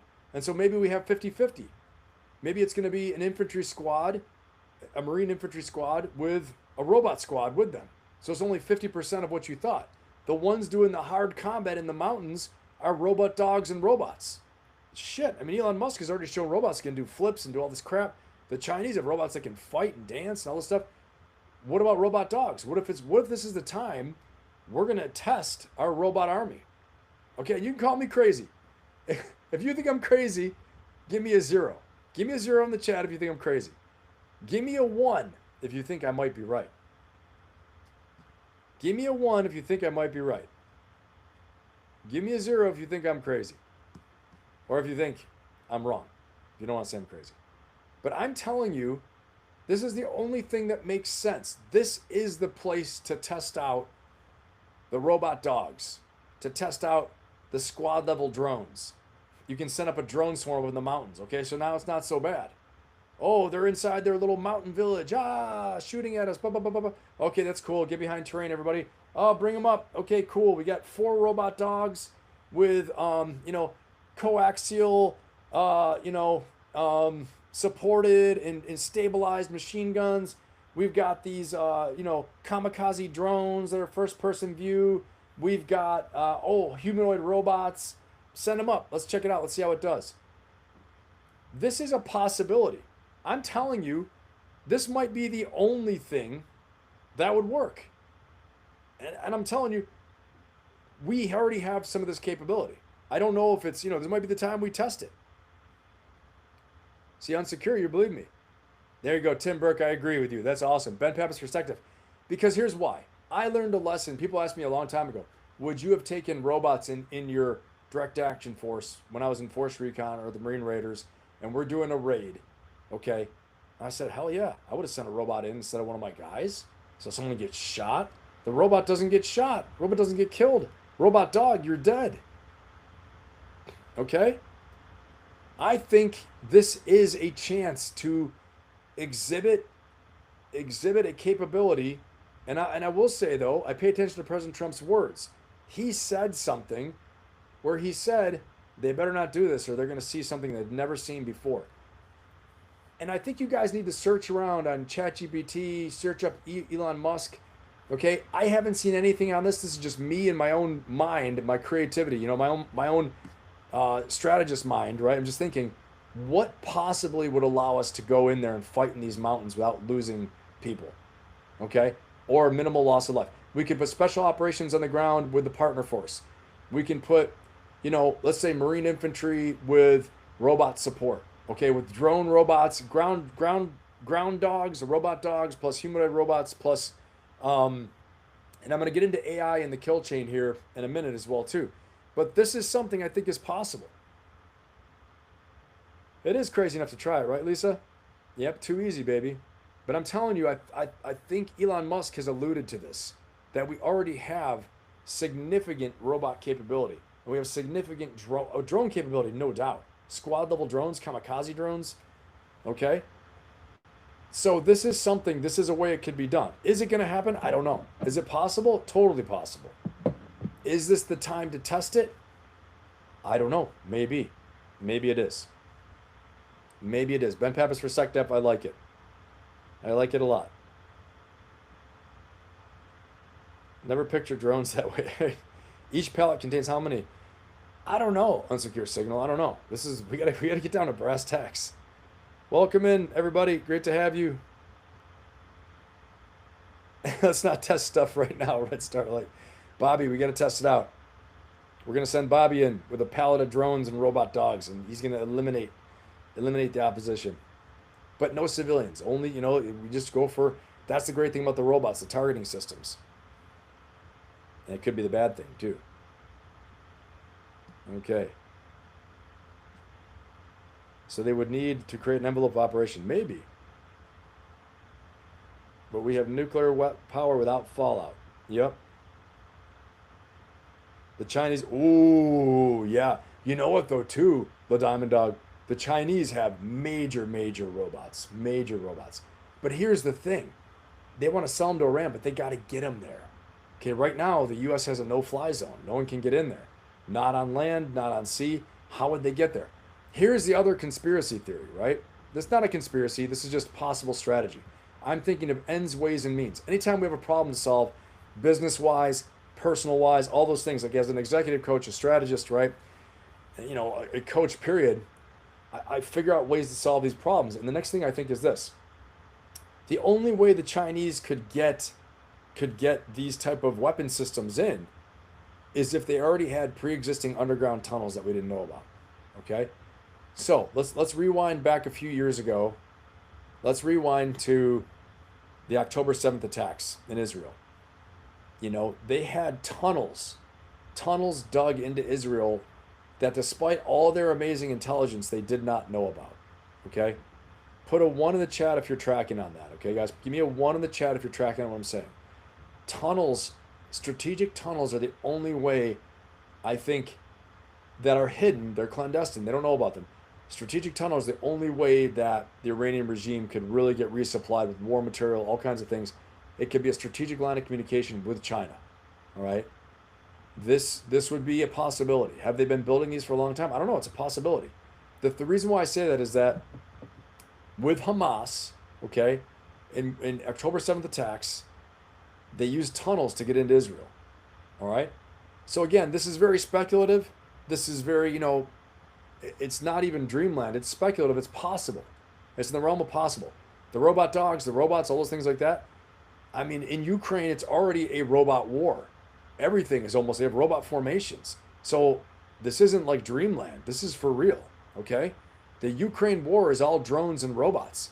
They have nets. They have tunnels of nets to protect their troops and to protect other robots from the first-person view killer drones. All right, so it's all very true on the ground there. We flood the tunnels, 100%. But the thing is this, Bobby, is that I don't know. They may already have these tunnels built. Do they have the tunnels built? Right, guys? This is it. Do they have the tunnels built? Yeah, the underground tunnels, we can detect. NASA has a ship that can detect down to their place. But you know what, Bobby, that we didn't, and you're right about that, but we did not detect the tunnels that were going into Israel for the October 7th attacks. That's how they popped up, through tunnels. It's nuts. They were digging tunnels for years. So has Iran done the same thing? Iran is a state supporter of Hamas and Hezbollah, who built these tunnels, right? Do they have their own tunnels, strategic tunnels to resupply? And I'm not saying they're so deep we can't strike them. We can.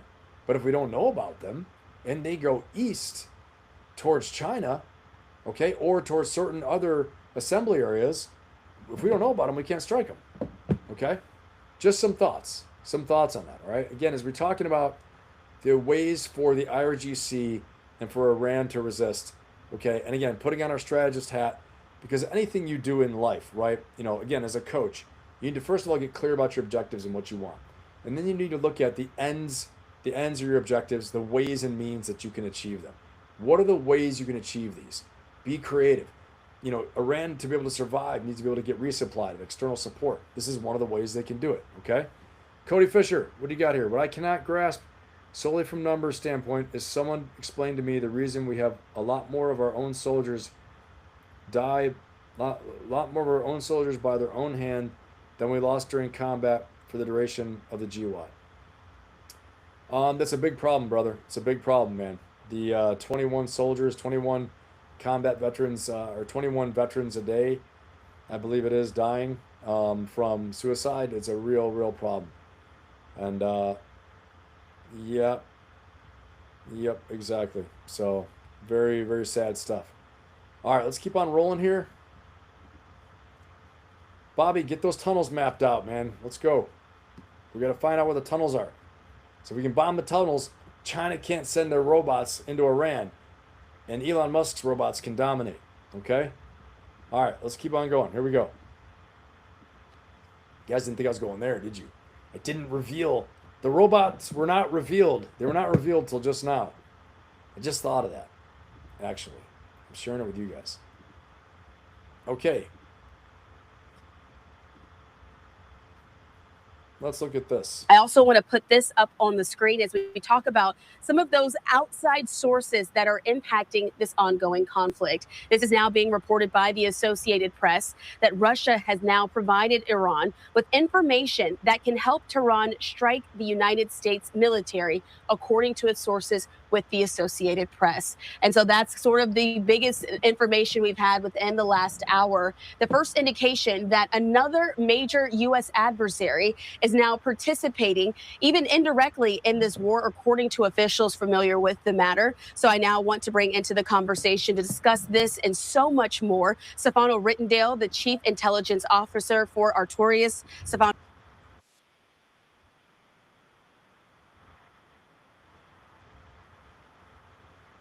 All right, hold on one second, guys. This got unshared for some reason. Here we go. So much more. Stefano Rittendale, the Chief Intelligence Officer for Artorias. Stefano, thanks so much for being with us here on Live Now from Fox. Thank you so much for having me. Well, this was a major development as we're talking about some of the players who are watching all of this ongoing there in the Middle East. This conflict, which started between the United States and Israel, launching a joint strike in Iran, has now possibly spread to include other countries like Russia involved as well. What are you watching for as this new information is coming out? Well, I think the Russians are pretty much consumed with the situation in Ukraine. Obviously, we saw in 2024 when Bashar al-Assad was overthrown and that the Russian was absolutely powerless to save him. It's important to note that the Russian played a key role in keeping him safe for over a decade from the rebels. But the war in Ukraine has really consumed them. But it's not really surprising that they're giving intelligence support to Iran, that then Iran can leverage to conduct a lot of strikes against U.S. forces and interests across the Middle East. Russia does have very significant signal intelligence capability, imagery intelligence capability, but a network of people as well that they would gladly pass on to Iran as a way to kind of solidify their alliance with Iran and kind of hit back at the United States for our support with Ukraine. So I think this is not necessarily surprising, but I think we have to be very clear that Russia will not get militarily involved in this conflict. We have no indications showing that. All right. They're saying, he's saying no indications, but they've already done it. So, and again, a lot of the stuff's going to be clandestine. A lot of the stuff's going to be hidden. They're not going to just come out and say, oh, yeah, by the way, we're going to go ahead and we're going to help out, for sure. We're going to go ahead and help, help out Iran in this fight, no doubt about it. He just said it. He said morally and politically, okay? And so all of that's already happening for sure. And I just don't think that they're going to telegraph it too much, okay? All right, so now is the time in our show when we are going to have a word from our sponsor, all right? And as you guys know, the sponsor is me. And so what I want to talk to you guys about, take a minute really quickly, okay, is just talk to you guys about my Ferocious Optimist coaching membership and community, okay? The link is in my bio, and if you're looking to make a breakthrough, you need an accountability circle, and you don't have a community of people that are positive and supportive to help you out, well, I've got one for you, okay? And I also have a members-only inner circle that's a weekly group coaching of, the inner circle, keeping you accountable every week, but you got to be a member of the Ferocious Optimist community to join that, okay? And so there's some special offers that once you join the Ferocious Optimist membership, coaching membership, and community that'll become available to you, such as special offers also on personal coaching with me, individual one-on-one advisory programs and positions, advisory situations with me as a one-on-one coaching situation as well too. So there's some special offers that once you become a member of the Ferocious Optimist coaching membership and community that'll be available to you. So right now I'm going to show you guys how you find that, okay? How we go in there and locate it, because tomorrow, the Inner Circle, we're having our weekly session tomorrow at 6 p.m. Eastern time. Okay, it's going to go about an hour and 15 minutes or so. We got some members that are in the chat right now. It's absolutely fantastic. But let me show you guys how you get in there. So first of all, I go to my YouTube channel. We're going to go right to my channel here. I'm going to pull this up in a second. Everyone. So go ahead into my channel. And then we're going to go ahead right in the bio to the links. Or it says Ben is a retired Marine Corps Lieutenant Colonel, decorated combat commander. That's the description. Go on down here, membership and community. Click on that. And that's going to take you to my web page, a landing page for my coaching membership in my community. It's not my official website. My official website is www.benpappas.com. Okay? And remember too, if you want to work with me one-on-one, you don't want to be in the membership or the community, you can send me an email at ben@benpappas.com. Again, that's ben@benpappas.com. Tell me about your situation, and we can see if we're a good fit to work together. I currently have 2 advisory positions open right now for my executive level coaching. And then also you can book a no-fee free discovery and strategy session with me for my executive level advisory and one-on-one personal coaching as well too. That link is in my bio as well if you're interested in that.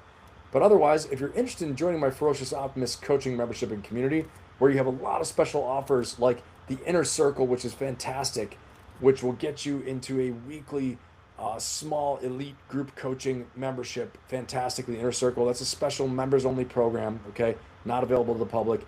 And then other elite special one-on-one coaching opportunities as well too, okay? But get here, click on the link in my bio, in my YouTube bio, Unleash the Warrior, Become Unstoppable. Here's a video I'm going to have you guys watch with me briefly. But again, here it's $87.99 per month. We click on this, and then you see you can go ahead and put in your information here and join. There's another video there available that you can learn even more, answers any of your questions, okay, that you have. And just the thing about this is that it's absolutely very transformative. You're going to get a ton out of it, okay? And you can also do an annual. You can go annual and get 2 months free, and that's $879 per year. So you're only paying for 10 months as opposed to 12 months, right? It's a good deal. I have people that do that. The great thing about this is if you go inside the annual and you go in here, you're going to see that with this annual, you can also, you have other different ways to pay as well too. It's fantastic. A lot of opportunities, a lot of options to pay. Credit card, Klarna, Afterpay, all these different things like that are available to you, okay? That's by demand. People have asked me for that, and so I've met the demand, and I've done that to meet the needs people have, okay? All right, so once we're inside here, click the membership and community. We're gonna go ahead and watch this video really briefly, and watch the video, find out about my coaching membership and glad you decided to click and learn more about my coaching membership and community. I think you're gonna get a ton out of it, okay? This is the place we're going to help you to make a breakthrough from where you are now to where you want to be, to go ahead and get ahead. And my Ferocious Optimist community is going to be there along the way to support you, help you grow, help you stay on track, help you keep your mindset strong, help you to get back off the ground if you get knocked down at any time, okay? And it's a great supportive community that's going to be there for you, whether you have questions or you need support. You get the challenges, weekly and monthly challenges after the coaching session. Then there's a coaching session, the live coaching session each and every month. That's going to go for about an hour, then plus Q&A. I stay for as long as you want to stay there for Q&A, usually about 30 or 45 minutes afterwards. And I post all of that in the members area and in the community. So let's go ahead and check this out right now. Let's jump into the members area and take a look what it looks like inside. So you get the actual experience of what it's like to be a member inside my coaching membership and community. Here we go. All right, you can see this was session 1 right here, the live coaching call with me. And some of the notes I have here to please download the membership success path PDF and review it. Click resources button to access. So let's do that right now. Okay, and this is my membership success path. Okay, this is how I describe to you exactly how I want you to succeed and the change and transformation that I want to see you make. Okay, the different stages you have to go through in order to have achieved the objectives that I want you to achieve within the membership. So you'll know when you've achieved everything you need to achieve within the membership, all the way through stage 1, 2, 3, and 4, until you're absolutely in orbit and you're mastering life. Okay. And so It's not just like an infinite membership. You can stay as long as you want. Hopefully you stay for your lifetime, but there definitely are objectives that I want you to meet. Okay. And I clearly define those, and I walk you through in session 1, which you can replay anytime you want.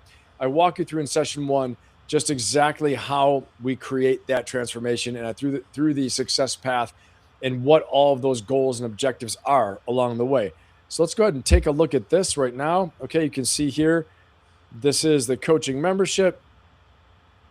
As I'm doing a coaching session, using a presentation to coach from as well too. Okay, and then the Q&A, of course, afterwards. All right, and we'll jump into the next month. All right. Session 2, here are some of the notes. Topics covered: daily morning routine for focus and energy, daily planning and execution.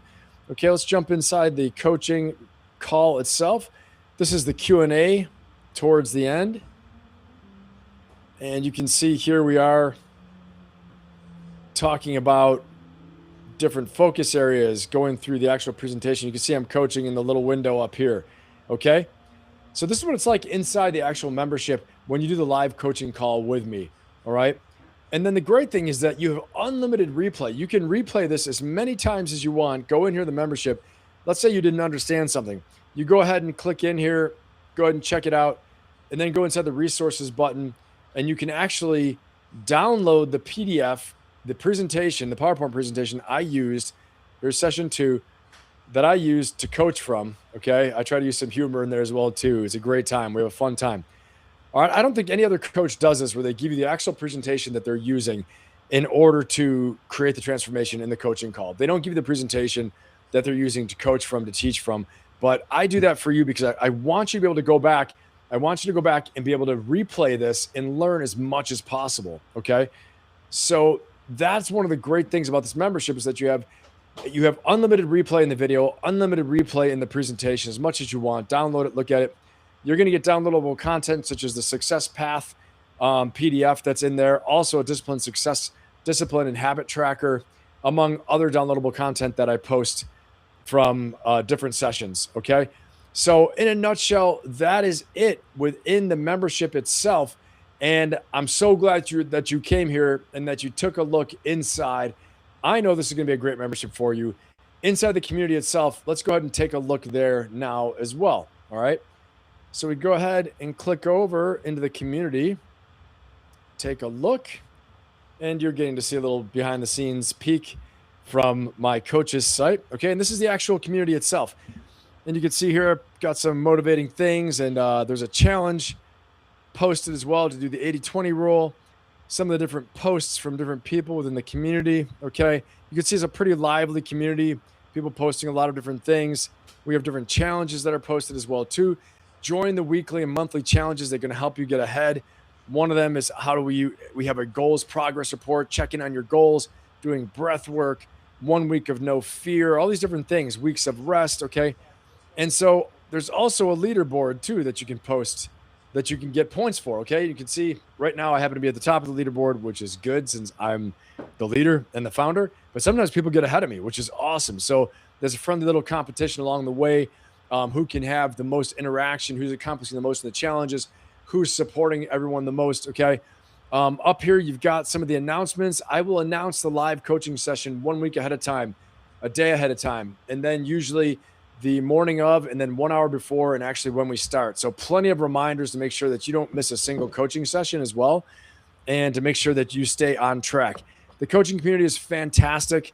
Okay. I think you're going to get a ton out of that. And I know this is going to be a great experience for you.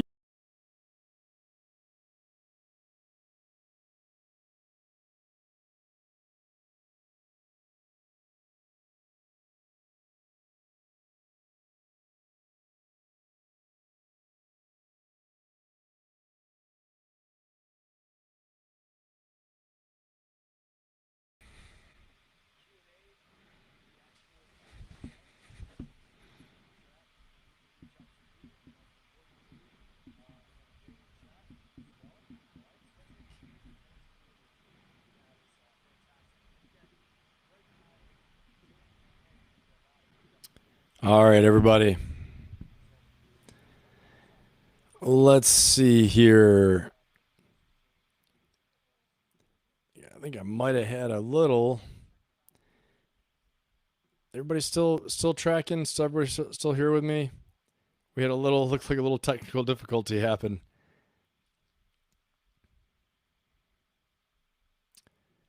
I want to make sure we're still up and running right now.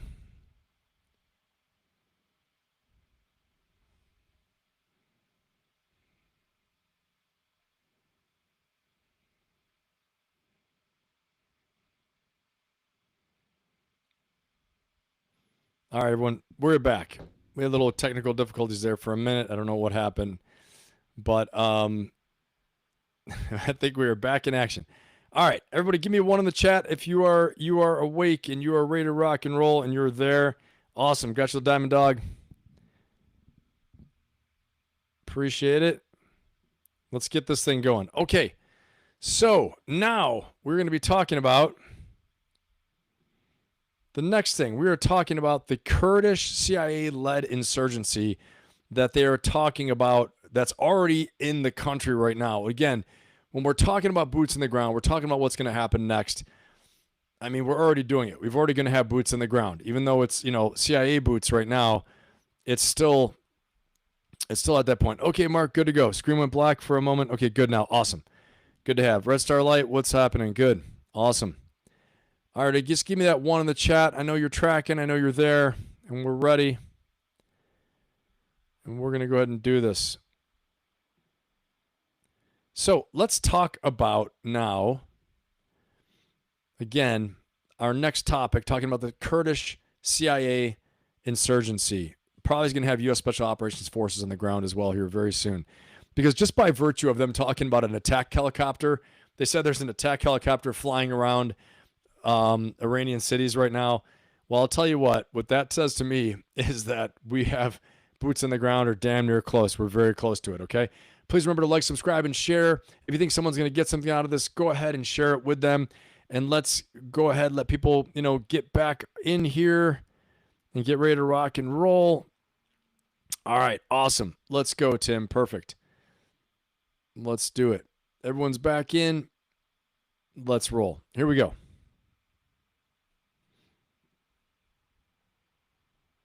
Now, the Kurds going into Iran. This is what we're talking about now, okay? Let's check this out.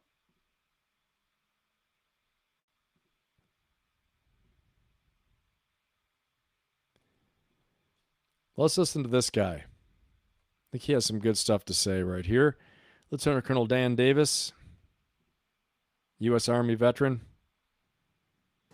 All evidence shows that the Americans thought that, and the Israelis, that this war would be quick and easy, that we would go in with a shock and awe type of operation, and that would decapitate the Iranian leadership, and that they would submit and give in to whatever the United States wanted. That was plan A. Plan A didn't work. And now then it looks like we're scrambling for a plan B. It's funny. You have more and more military guys that I see are coming out of the woodwork now talking like I'm saying, okay? Let's listen to them one more time, guys. Plan A did submit and give in to whatever the United States wanted. That I got to rewind it one more time here. Okay, Lieutenant Colonel Dan Davis. All evidence shows that the Americans thought that, and the Israelis, that this war would be quick and easy, that we would go in with a shock and awe type of operation, and that would decapitate the Iranian leadership, and that they would submit and give in to whatever the United States wanted. That was plan A. Plan A didn't work. And now then it looks like we're scrambling for a plan B. They're looking to do something on the ground. A lot of people are talking about this today. President Trump is leading that discussion where he's calling on the Kurds to help out.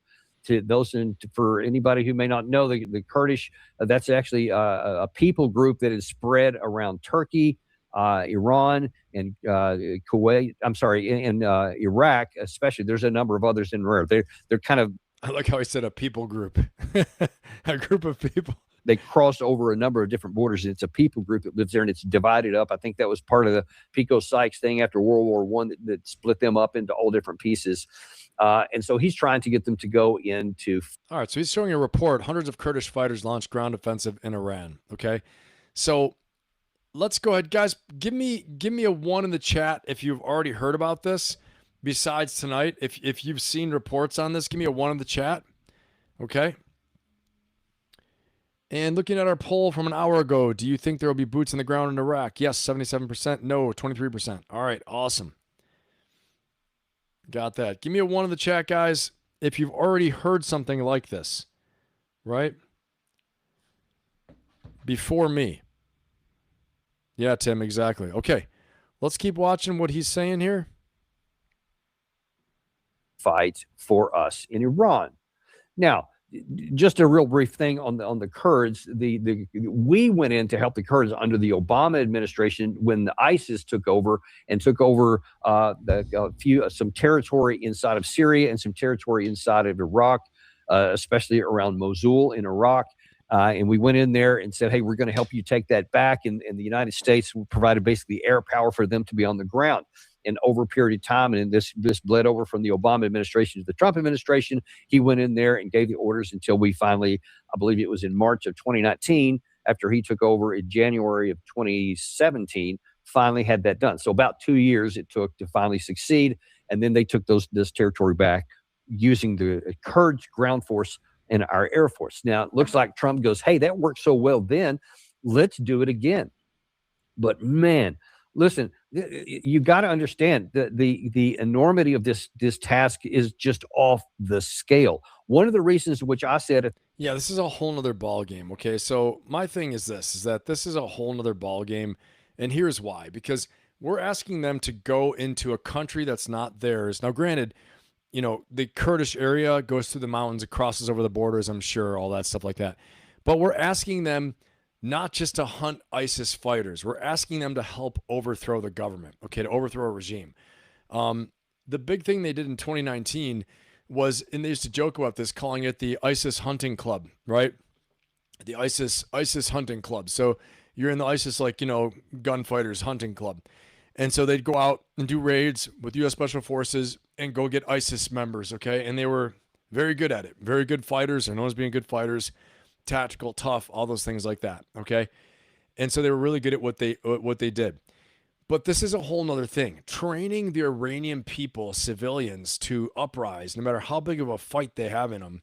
You know, they have to learn how to organize. They have to learn how to communicate. They have to learn how to mobilize, you know, resupply, all these things like that to deal with a hardened regime like the Iranians. I mean, this is a whole nother ball game with the IRGC, the Iranian Revolutionary Guard Corps.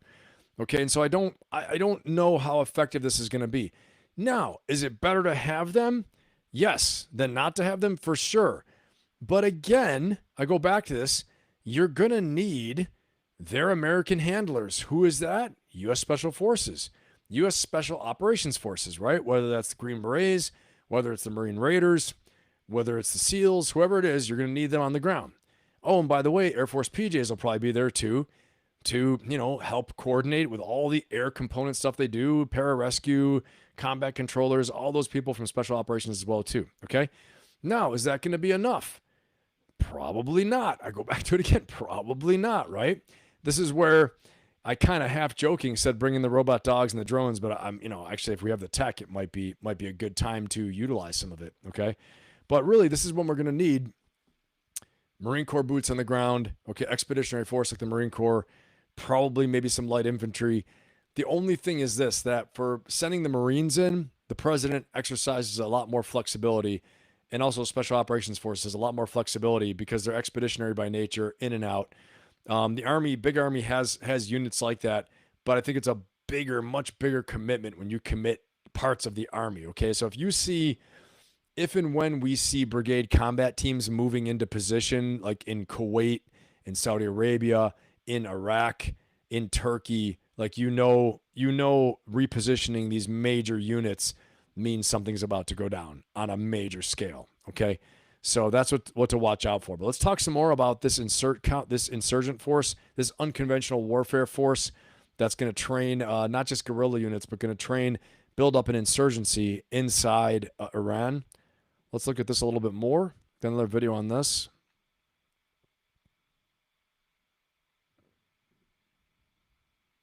And here we go.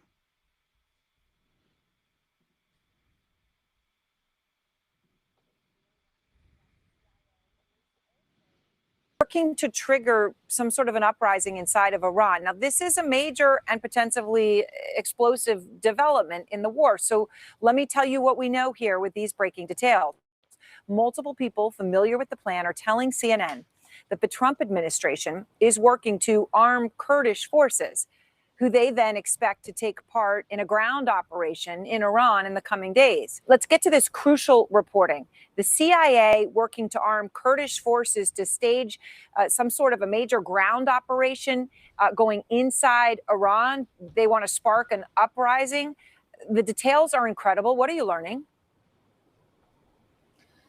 That's right, Erin. It's a lot to unpack. Honestly, this story continues to develop at a breakneck speed and often in mind-bending ways. We spent some time this evening with a senior Iranian Kurdish politician here in Iraqi Kurdistan, who basically told us that the expectation among Kurdish Iranian opposition forces is that they will be going into Western Iran as part of some kind of a ground operation over the course or at some point during the next few days that they. Okay, this was posted I think 2 days ago. So they're probably already there. If they're saying this, I got to see when this was posted. Hold on one second, guys. Let me look. All right, this was put up CNN 2 days ago. Next few days means today. Okay, so they're in there right now. All right. Give me a one in the chat, guys, if you think that they already have these forces. They've already crossed into Iran. I'm gonna put a one in the chat just for me. All right, put a one in the chat if you think that these Kurdish forces have already crossed. The Kurdish special forces have already crossed into Iran as part of this CIA-led insurgent force. Give me a one in the chat. I want to see. Okay, I see. I've asked a few LLMs what they believe would be required in a successful ground invasion of Iran. 500,000 troops, 3,000 battle tanks, 10,000 APCs. Yeah, I think you're probably right about that. I think you're right about that. 500,000 troops. Yeah, I think so. Like I said, unless they're super enabled expeditionary forces with a powerful partner force, which they don't have. The Kurds are good, but they're not a massive force. Unless the Saudis come in and you have the GCC, the Gulf Cooperation Council comes in. But then we're looking at interoperability, who has the chain of command, all these things like that.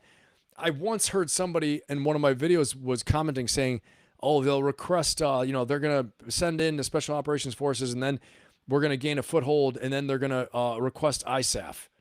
ISAF is the International Security and Assistance Force. This isn't a standing force. This force has to be put together by a coalition of the willing and led by somebody, okay? Which means the United States has to put a coalition together, has to make concessions, has to give money, has to do all these things. We're looking at, right now, this war is $3 billion a day. That's how much we're spending, everybody. $3 billion a day to do what we're doing right now, okay? And to Cody Fisher's point, we got people that are hungry in this country. We got a lot of problems at home, too. Okay. And so I'm not saying that strategically that this is the wrong move. Okay. But I'm saying that a ground war is something that I think is going to be not the best move, right? Unless the administration is absolutely convinced that it needs to be done. And there have to be some really compelling reasons. I mean, before we sold this whole WMD to the whole American public saying, we have to go in for weapons of mass destruction, all this stuff like that. But it was basically not true. Okay. It was not true. So otherwise known as a lie. Okay. So we got to see. Tim Burke, we are getting info days and weeks behind what's happening. Yeah, I agree. But I think that they are going in. I think they're largely already in there. I think we're going to look at having U.S. Special Operations Forces going in. I think, in my opinion, if the president continues with this unconditional surrender, you got to send in the Marines. You're going to have to. I think Special Operations Forces and the Marines. You could probably send in up to, probably even put in a Marine division even, and that would be the most expeditionary thing you have. But that's a massive footprint. Definitely the Marine Expeditionary Unit would fit the bill for this as well too. Would give them a lot of optionality, a lot of options on the ground. But again, you're real boots on the ground then. So Mark, sarcasm. If that's the case, why don't we buy back what we left the Taliban in Afghanistan? I don't know, man. Turkey is just going to sit on the sidelines and not join in the action against the Kurds. I don't know. I've heard also that Turkey feels very threatened by Israel. I've heard that as well, too. I don't know fully. I'm not an expert on Turkey, but I've heard that as well, too. Okay. It would take months to mobilize a force that large, too. Yeah, I agree. I agree it would. Not for the Marines, though. Not for the Marines. The Marines could send maybe not a brigade level or division level, but Marine Expeditionary Unit could be there in no time. They're already sitting off the coast, probably. You know, a larger force like a regiment, not that long. I think they could get it together pretty fast. But that's why the Marines are. That's what they do. But I believe the Army has, you know, air mobility units too, has air contingency units that are ready to fly, that maybe aren't that big, but you could put probably a couple battalions on the ground with combined arms battalions and all the super enabling with the aircraft. You could do some damage even with a regiment on the ground, you know. Now, what will that mean though? Definitely U.S. casualties, okay, which is you're going to lose the popular support in the political war at home, which is exactly what Iran wants. Iran knows they can't stand against the U.S. They're going to lose. Honestly, if the U.S. puts boots on the ground, they're probably going to be very afraid too, okay? Very afraid. I should say they know they're going to lose. But boy, oh boy, they're going to cause a mess for the U.S. and for President Trump. I've heard some people say this is how Trump's presidency ends. Okay, I'm just laying it out for you, okay? And again, I try not to be flippant. I try not to be overly critical one way or another. You know, I'm politically independent. I'm telling you what I hear and what I think. Could it be? Yes, it could be. If we get bogged down in a quagmire and we have war after military action, it could be really bad. But I think he knows that, okay? And the Iranians know we'll have a strategic victory. If we can pull you in here and we can bloody you up, you think in Fallujah you got bloodied? Wait till you come in here. We're a uniformed army, a real full working army that's not been defeated yet, okay? Granted, we don't have all the fancy missiles and weapons. You blew the crap out of us, but they're still going to have their infantry, okay? So, which is what is needed in a ground war, all right? So let's see. We got some stuff in the chat. Let me see. Mark, Cody, it is a bad move, brother. We can all feel it. Yep, 100%. 82nd Airborne, 173rd will be mobilized quickly. Yep, that's right. Yep, I think you're right about that. Precision, Cody, correct me if I'm wrong, but we have a rather large standing army deployed on immediate standby. I think probably in Europe we do, but like the 82nd Airborne, 173rd is what he's saying. I think the Marine Corps is an expeditionary unit, right? By and large, I think it'll take more time to deploy a division, like a Marine Expeditionary Brigade, but a Marine Expeditionary Unit is probably off the coast already. You could send, you know, basically 1,000, 1,300 Marines in with aircraft, attack helicopter, armor, tanks. Well, maybe not tanks, but armor. You know, maneuver units, all these things that can connect in really quickly with the Combined Arms Task Force, the Joint Force, all the aircraft for spotting, for, you know, for ground operations very quickly that could take control of some ground areas like the oil fields, for example. What I see is that if we want to seize the oil fields and gain control of the production facilities, you're going to need some heavy duty U.S. Army assets on the ground or Marine Corps amphibious type landing. And again, let me show you what I think here, guys. I'll put up my video really quick, all right? Because I think it's very relevant here, and we'll come back to this one in a second. But while we're on the topic, let me pull this up. Okay, here we go. So this is what I think the insurgent force will look like going in from Western Iraq or from Eastern Iraq into Iran.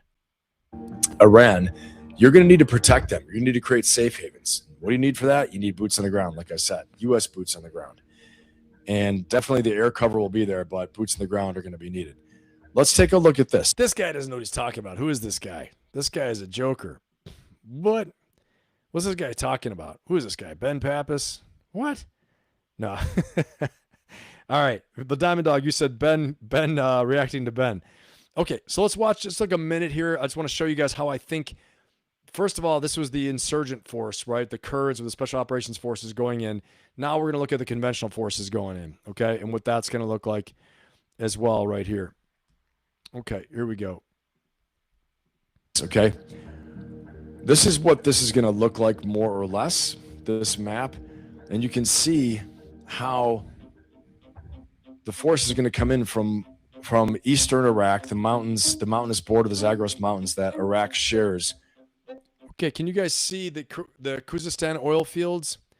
What I'm depicting, the big blue arrows are the big forces, like a Marine Corps amphibious landing down at Bandar Abbas in southern Iran at the Straits of Hormuz.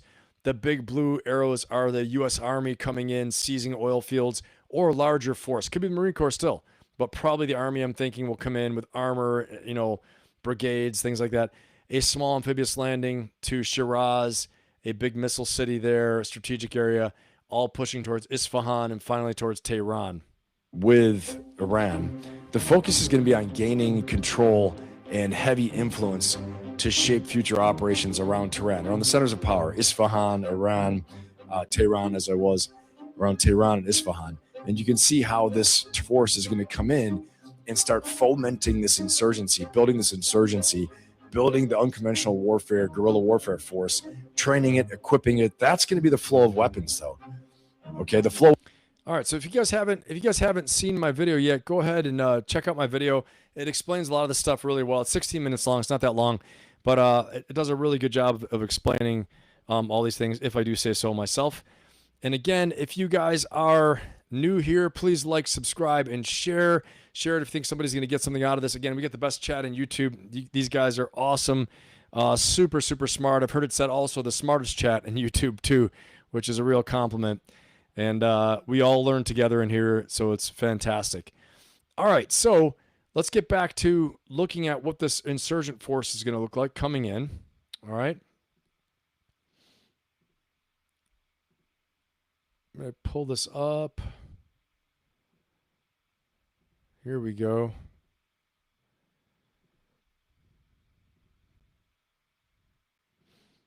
Let's pull this up really fast, guys.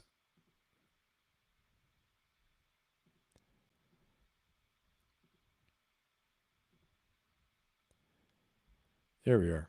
Okay, let's watch a little bit more of this. Will have support from the U.S. and some kind of a ground operation over the course or at some point during the next few days, that they will have support from the U.S. and from Israel, though he would not be drawn as to what exactly that support will look like. He also told us that President Trump himself had called the leader of the KDPI, which is one of these Iranian Kurdish opposition parties, today, and that they had what he categorized as, characterized, I should say, as a positive conversation. Though again, he did not give any details, and he said that we should be prepared for some surprises potentially tomorrow. Again, not prepared. Rewind this real quick.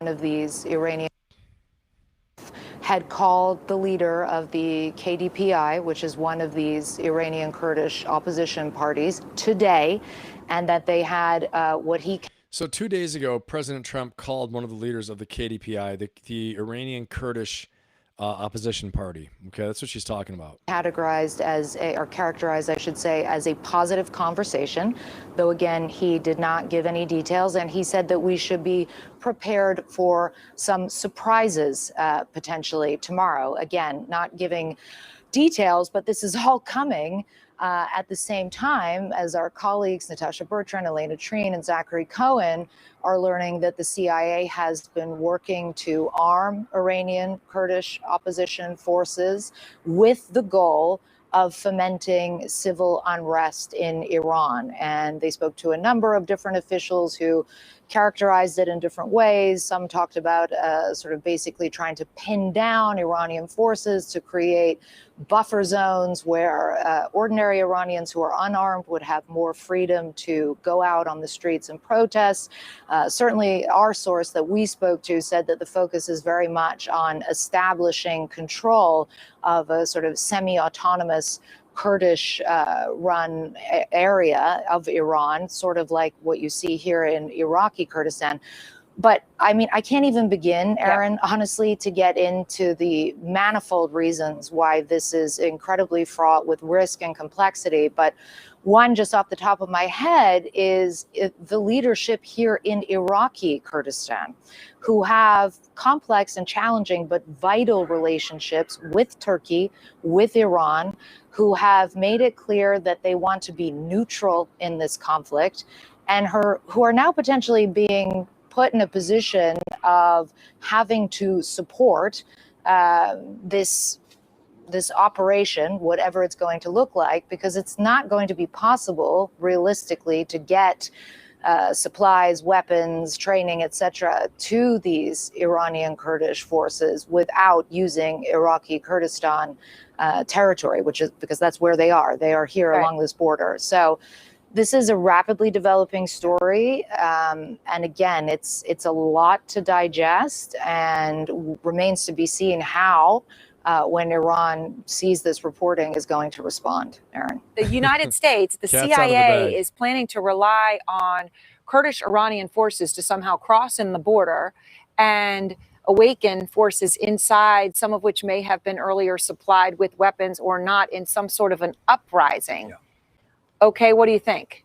Yeah, I mean, in the politest form, this is probably not a good idea. Boom. There it is. Probably not a good idea. Okay. Put it in the chat. Give me a 1 if you think this is a good idea. Give me a 0 if you think it's a bad idea. I mean, I will tell you from my opinion, and again, give your vote. 1 if you think it's a good idea for these Kurdish forces to come in and, you know, wake up these sleeper cells and all that stuff.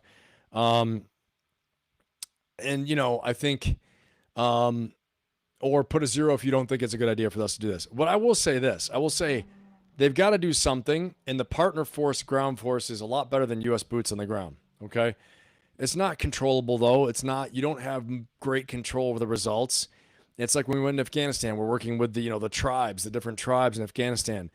You know, they'll get done some of the things you want to get done, but they're not controllable. They're serving their own interests, okay? So you have to appeal to their own interests, their own vital interests. What are they? And so that's what's out there with all this as well, too, is that the only way, I'll say it again, I said a friggin' million times, but the only way to control the results of all this is by putting U.S. boots on the ground. That's it. So I will say, if you want to make sure there's an unconditional surrender, you need to go in and pay the price, right? That's how it is. I don't think historically there's an example of only bombing causing surrender. Except Japan.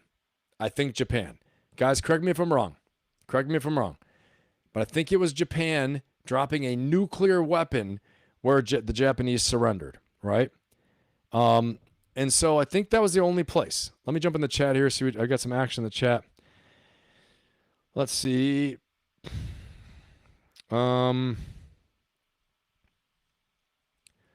Let's see. The Diamond Dog, I hope it's only a special military operation, not the Russian way. Yeah, 100%. Okay. Let's see. The only MEU at sea right now is off the coast of Venezuela right now. And I don't know about that, man. There are always MEUs out there. That's I don't think that's true. I don't think that's true. They're not going to actually telegraph where they are, okay?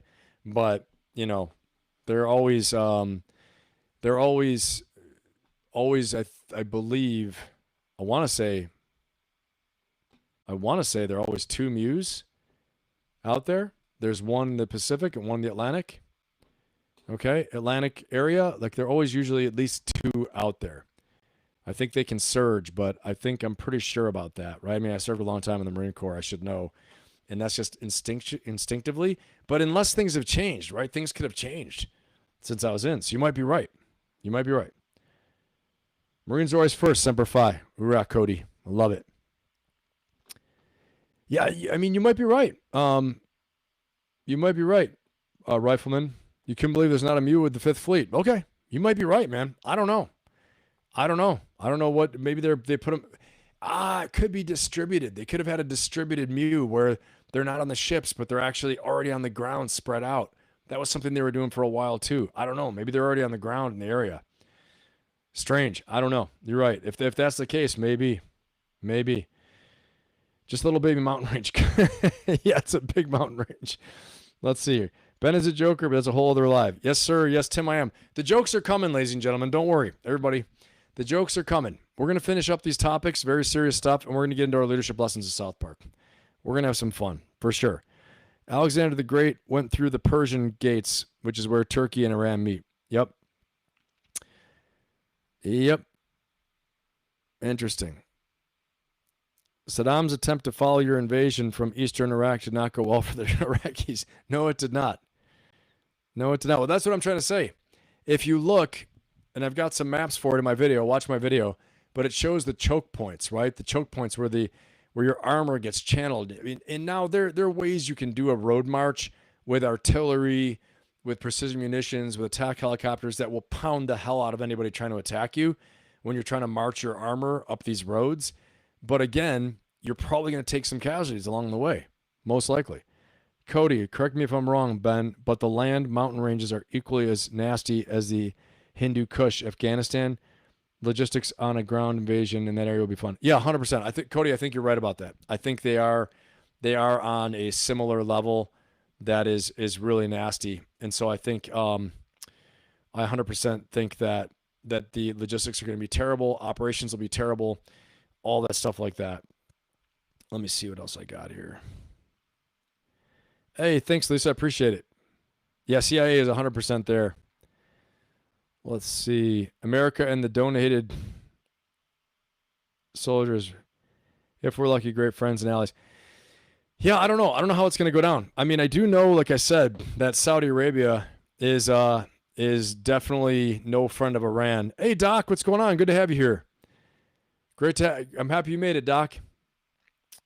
Yep, Tim, that's right. CNN might have it right for a change, for sure. I mean, the Kurds, I think, it's like pay or play. They get support, they get munitions, they get weapons from us, all this stuff. And then it's like, well, now it's time to pony up and do what you're supposed to do. Let's see here. Bay of Pigs 2, let's go. Yeah, Nick, exactly. One, good idea if the Kurds want to do it. Right. If the Kurds want to do it, yeah. I think you're right, Mark. Nick, heard someone who worked with the Kurds say they're the best we got partner force wise, but they spend 51% fighting the enemy and 49% fighting each other. Yes, very true. Very true. Okay, Doc, yeah, maybe one. Less loss of American troops potentially. Right, exactly. There was an atomic bomb, but we had already invaded. Okay. Yeah, right. Okay. Okay, it's a diversion. There's no way this will happen because it's on the news. I don't know, man. I don't know. I think it may have already, I think it's already happening. But again, you could be right, but I think it's already happening. Let's hear. Okay, Nick, you hear Kosovo mentioned as an air war only or mostly victory, but it's not really a good comparison. Yeah, I think you're right because I mean I think the boots on the ground were the forces fighting each other, right? All right, let's get into this. Let's go a little bit more. Here we go. All right, again, topics for tonight. Trump's no deal unconditional surrender demands, the Iran's Araghchi Trap, Kurd CIA-led insurgency, the AI kill chain. We're going to talk about that a little bit. We already talked a bit about it, right? We talked about the robot army and possibly robot dogs, all that stuff like that being used in Iran as a proving ground. Okay, if it gets bad enough, I wouldn't put it past what we're doing. Okay, and then we're going to get into the inevitable ground war and finally the leadership lessons of South Park. All right, let's rock and roll. We got a little bit more here to cover before we get into the best part of the show with the leadership lessons of South Park. But let's see here.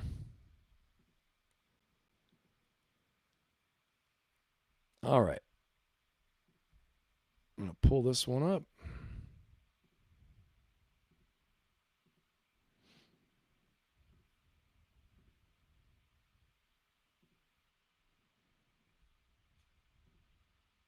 Here we go. All right, everybody. Before America struck Iran Saturday, another operation was already underway. 6 days earlier, Kurdish fighters were mobilizing. Hundreds reportedly slipped across the border into Iran, setting up for a possible ground offensive. The White House says it never signed off on the foreign insurgency plan, but America's partnered with the Kurds in the past. The Kurds have real muscle. There's over 40 million of them spread across the Middle East, and they control strategic areas around the Iran-Iraq border. President Trump reportedly spoke with Kurdish leaders on Sunday, and today he signaled to Reuters he'd support incursion. Quote, "I think it's wonderful that they want to do that. I'd be all for it." But when asked, that sounds like Mark, what you said. If they want to do it, great. Yeah, let's keep going here. I just think it's pretty funny. Yeah, of course they didn't sign off for it. It's like a covert operation, basically. if the U.S. would provide air cover, Trump said, "Can't tell you that," but maintain the objective for the Kurds is to win. Rubio says, "We're not arming them," but, quote, "You never know with the Israelis." The New York Times says the CIA has previously given small arms to the Kurds as part of a covert program to destabilize Iran before the war. Kurdish leaders are publicly denying a ground offensive, but Axios says it could start later this week if the United States gives the green light. Kurds don't have the ethnic clout to rule the Iranian capital, but they have guns and mojo. And remember, many of them used to live in Iran, so they know the rope. And hey, they can flip over burning tires like this. Okay, I mean, this is saying quite a bit, not going to lie. Send them in. Flipping over burning tires is a big thing. I just want to say that. Now, what I do want to say is that as we thought, and Tim Burke, to what you were saying, that 6 days ago, 6 days before this whole thing started, they were getting mobilized. They were getting apparently pushed into Iran, okay? 6 days before, setting up for a possible ground offensive. So they've been there already now for 2 weeks, more or less, okay? About 13 or 14 days, the Kurds have already been there. They're already, making things happen. So I think that now is the time, right? While you have the air war has been pounding the hell out of them, reducing their ability to resist, reducing their ability to strike them. You already have an advanced force in the region, right, with the Kurds. Then, we'll see. We'll see what happens next. But I think that they're already there. They're already set up. Tell me in the chat what you guys think. Again, let's see. Time for a chat. Time for a quick poll.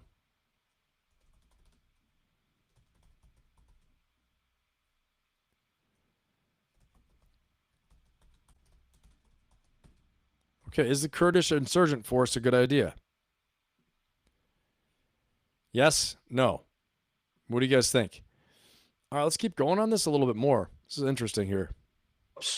They could draw the Iranian Republican Guard units out into the open and expose them to U.S. airstrikes. They could also provide... Yeah, that's just not going to happen. That's not realistic. Oh, the Iranian Republican Guard, Iranian Revolutionary Guard Corps, he's calling Republican Guard, Revolutionary Guard Corps is so stupid to go out in the open and be exposed by the Kurds. That's not how it's going to work. I think the Iranian Revolutionary Guard Corps is not going to go in the open. I think they plan on staying in the mountains and in the cities and just making it a bloody mess for the Americans or for the Kurds, right? I think the Kurds aren't going to encounter a lot of opposition at all. They're probably going to have free reign to train whoever wants to train. The only thing is that when people go on the roads, you have these hit squads. Okay, I'm going to pull up my video again here. Okay, you got these hit squads, the same ones that put the protests down. These guys right here, the IRGC alone, even with the Kurds, those are the ones. Okay, these are the guys that have that did all the damage during the protests. These are the ones, and they're gonna do it again. Okay. So I think they're gonna head anybody off of the pass that's trying to leave from Tehran or from wherever, Isfahan, and trying to join the Kurds. They're gonna find out about it through human intelligence, because again, we got to remember this, okay? That yes, there's a huge amount of the population that hates the regime. But again, like I said before, this is a country of 88 million people. Of the 88 million, I would say more than, I'm just going to guess. Okay. I've heard 50-50, but I'm going to guess it's more like 60-40. 40% love the regime, 60% hate it. The 40% that love the regime, those are the people with the guns. Those are the people with the power. Those are the people that the regime protects. Okay. And so this is still a huge amount of people that have weapons, ability, power. It might be a lot less now after all the bombing. But even if you have, even if you have tens of thousands or a few hundred thousands that have access to weapons, know-how, cover and concealment in underground bunkers and facilities and communication and supplies, they can do a great amount of damage. So again, I think the route of getting them to want to quit and to change sides, to, elect a new government, to play ball with the U.S. is, definitely the way to go. But I just think, I don't know if it's going to happen without boots on the ground. Again, the no deal unconditional surrender, this whole demand leads itself to what? To having to bring boots on the ground, in my opinion. Okay, let's keep on going here.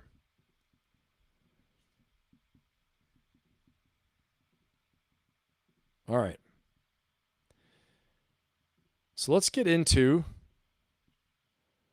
this final bit. Let's get right into this final bit about what does this all mean for just overall the inevitable ground war. What does it mean? What's it going to lead to? I'm saying it's going to cause inevitable ground war, but what are the consequences of this inevitable ground war? What are the consequences that can happen? I think we need to take a look at this, okay? And before we do, I know I talked about the AI and the kill chain. Let's look at that really quickly. Tech, but it's not 2012 anymore. The Iranians aren't even in the AI arms race. For the first time ever, the Pentagon is using artificial intelligence to scope targets. What used to take weeks of planning was compressed into just hours. AI detects targets and then spits out coordinates. U.S. Cyber Command and Space Force all bring it home. In addition, good old-fashioned human intelligence continues to do the dirty work and exploit regime vulnerability. Pair that with our laser weapons, gravity bombs, and precision missiles. This is the most lethal, accurate, and dangerous the American military has ever been. No one's even close. Welcome to combat in the 21st century. Brett Velikovich is a drone expert, Fox News contributor, and founder of Power US. Brett, the drone warfare we're seeing, tell us what's going on. Well, I think the real story here, Jesse, is how America's AI crushed Iran's response time, and that included using AI for drone technology. This isn't AI theory anymore, Jesse. This is AI combat, and it's happening now. The reports were clear. Our forces used various AI tools, which processed mountains of intel, satellites, drone feeds, signals faster than any human ever could, and compressed the kill chain to hours, not days. And we had nearly 900 strikes during the opening operation. Key regime figures dead, enemy capabilities flattened before they could even blink. And that's what happens when you pair world-class AI with our best and brightest American operators who, as we speak, are bringing justice to the thousands of brutally murdered by the Iranian regime. And what I believe we witnessed here was one of the most decisive, technologically game-changing moments in modern-day military history, and America delivered it. The strikes are going to send a message, frankly, far beyond Iran. It tells adversaries around the world that we just officially crossed a threshold with our weaponry where artificial intelligence isn't just a buzzword. It's being embedded into real battlefield decisions going forward. But fair warning, Jesse, when machines start picking targets, we as a nation better ask who's checking the machines. Is there going to be no human in the loop, or will human commanders actually... You know, it's pretty funny of note, right? What's interesting is that Anthropic, the company that the Trump administration had kicked out and banned their intelligence, who do you think is running the war right now? Whose AI is running the war? It's Anthropic. Anthropic's AI is running the war. The one that we kicked out and said, you're not going to tell us how to use your AI? Well, they said, well, but within 6 months, you have to phase out using Anthropic, and we're going to start using ChatGPT and OpenAI. But Anthropic is the one that has given them all the software for everything they're doing right now. So it's just pretty funny, pretty ironic. But yeah, it's incredible. I mean, we already have really, I was saying earlier, being creative with, drones and robots. The only thing is on the ground when you're not attacking targets out in the open.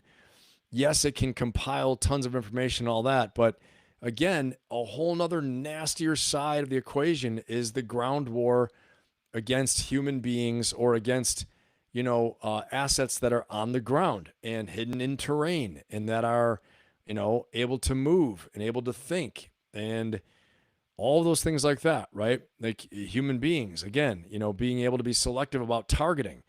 So, I mean, even though we're claiming such a victory, we did bomb a school. This is a true statement. We bombed a school, right? We killed 160 kids. So these things happen, even with all the fantastic AI and all these things. Yeah, mistakes are made. That's all I'm trying to say, right? Has it been a spectacular display of combat power? Yes, it has. Have we destroyed the hell out of their capabilities? Yes, we have. Has it been a lot of the steps on the way to victory? Yes, it has been. But again, the stated objectives now are unconditional surrender. This is the goal: unconditional surrender, no deal, all those things like that. Okay, so regime change is the goal right now.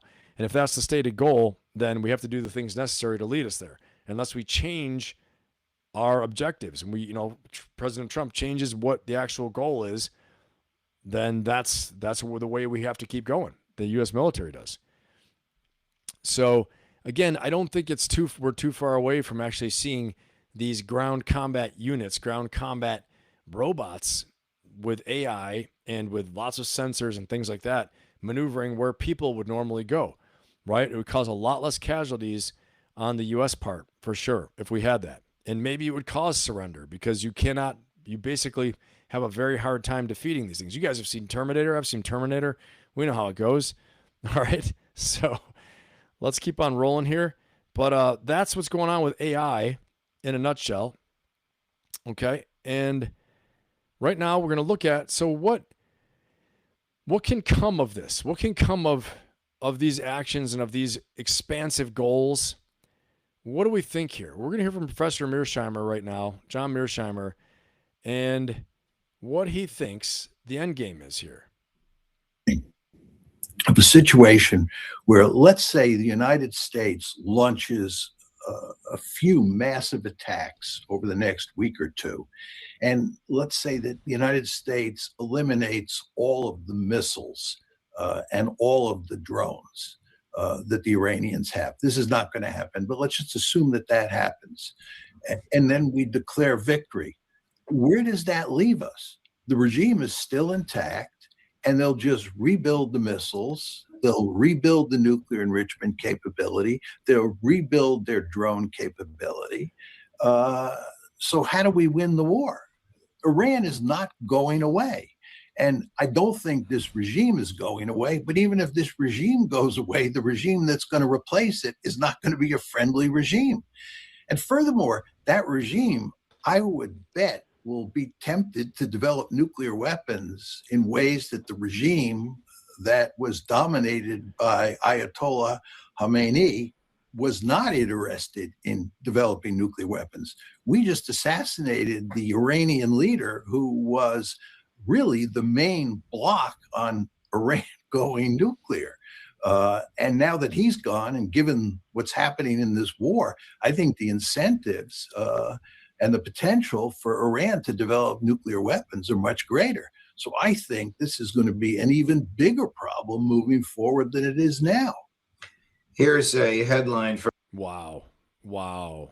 I mean, put a 1 in the chat if you think what Professor Mearsheimer said was true. Do you think that the problem of Iran getting nuclear weapons is going to be an even bigger problem going forward now that this has happened than it is in the past? Put a 1 in the chat if you agree with John Mearsheimer, Professor Mearsheimer, saying that it's going to be an even bigger problem going forward for Iran getting nuclear weapons because they're really going to want to do it now than it was in the past going forward. Because he's saying no matter what, the Iranians are still going to be there. They're not going to go away. We're not going to obliterate them. We're not going to get rid of them.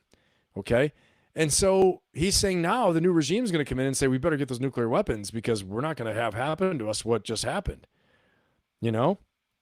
Yeah, they're pressing it even more. Yeah, Iron Man against U.S. robots. I love that. I mean, Tim, this is a very well-known professor, right? I mean, a strategist. I listened to him. I think he really knows what he's talking about, and I've always heard about him while I was in the military too. But and he's more, I would say he's probably more of a conservative hawk. He's independent, but I would say more conservative. And he's even saying, I think we just caused a problem, you know?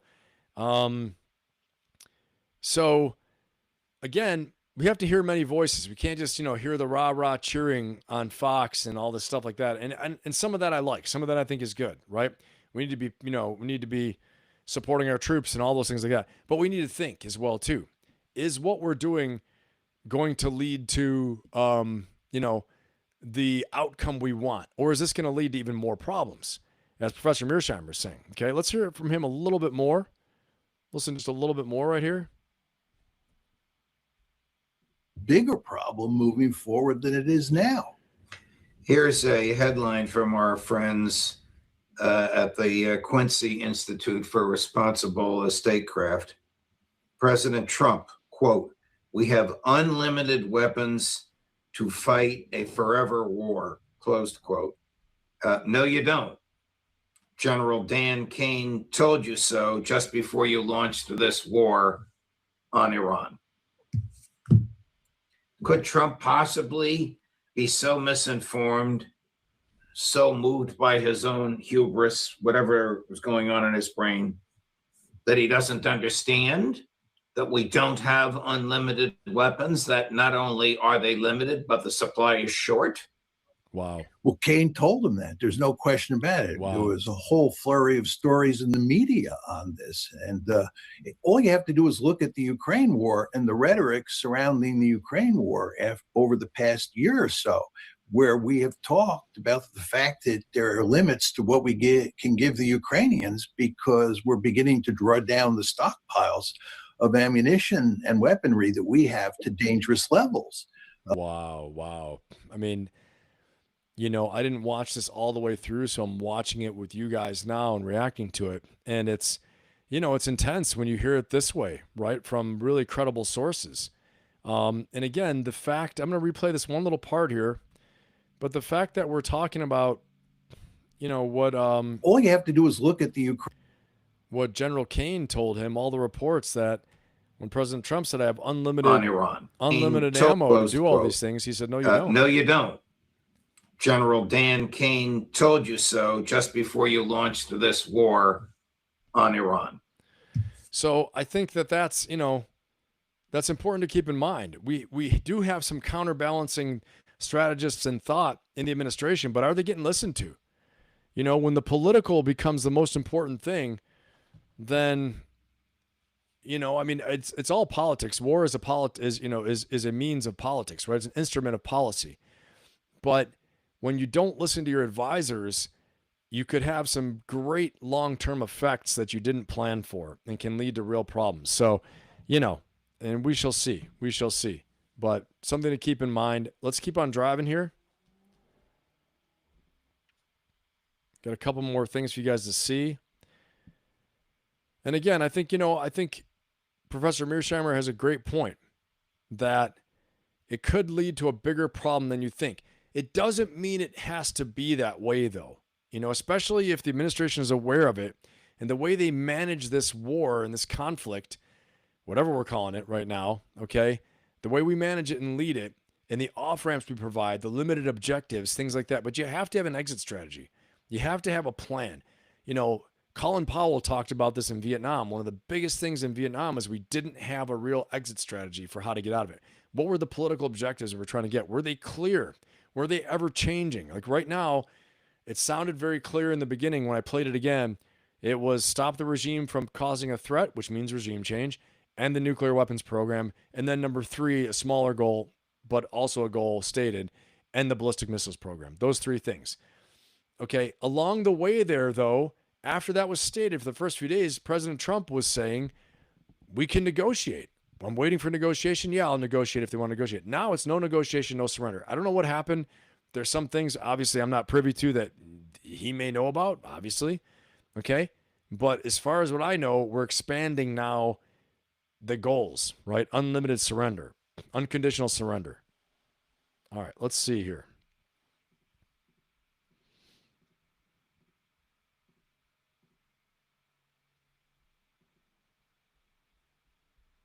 Here we go. Here's another one. Most Americans don't know as much about the military as you and I do. Most Americans have no one inside the military telling them anything. You know, I've got one nephew in the Army and another nephew in the Navy. The naval officers in the is flying in the Mediterranean right now. So we have some connection to reality. We know what war means. He has no idea what the word war means. We're just at the beginning of a very long and desperate contest. And the thing that he continues to ignore is, look, oh, that's a great cartoon. That's perfect. What he continues to ignore is that Iran's principal mission is to survive. That's how they win. They survive. They do not disintegrate. They do not fall apart. They continue to resist. What's the definition of winning for us? Well, we have to be seen as having conquered the enemy, of having brought him to his knees. Now, who is likely to succeed?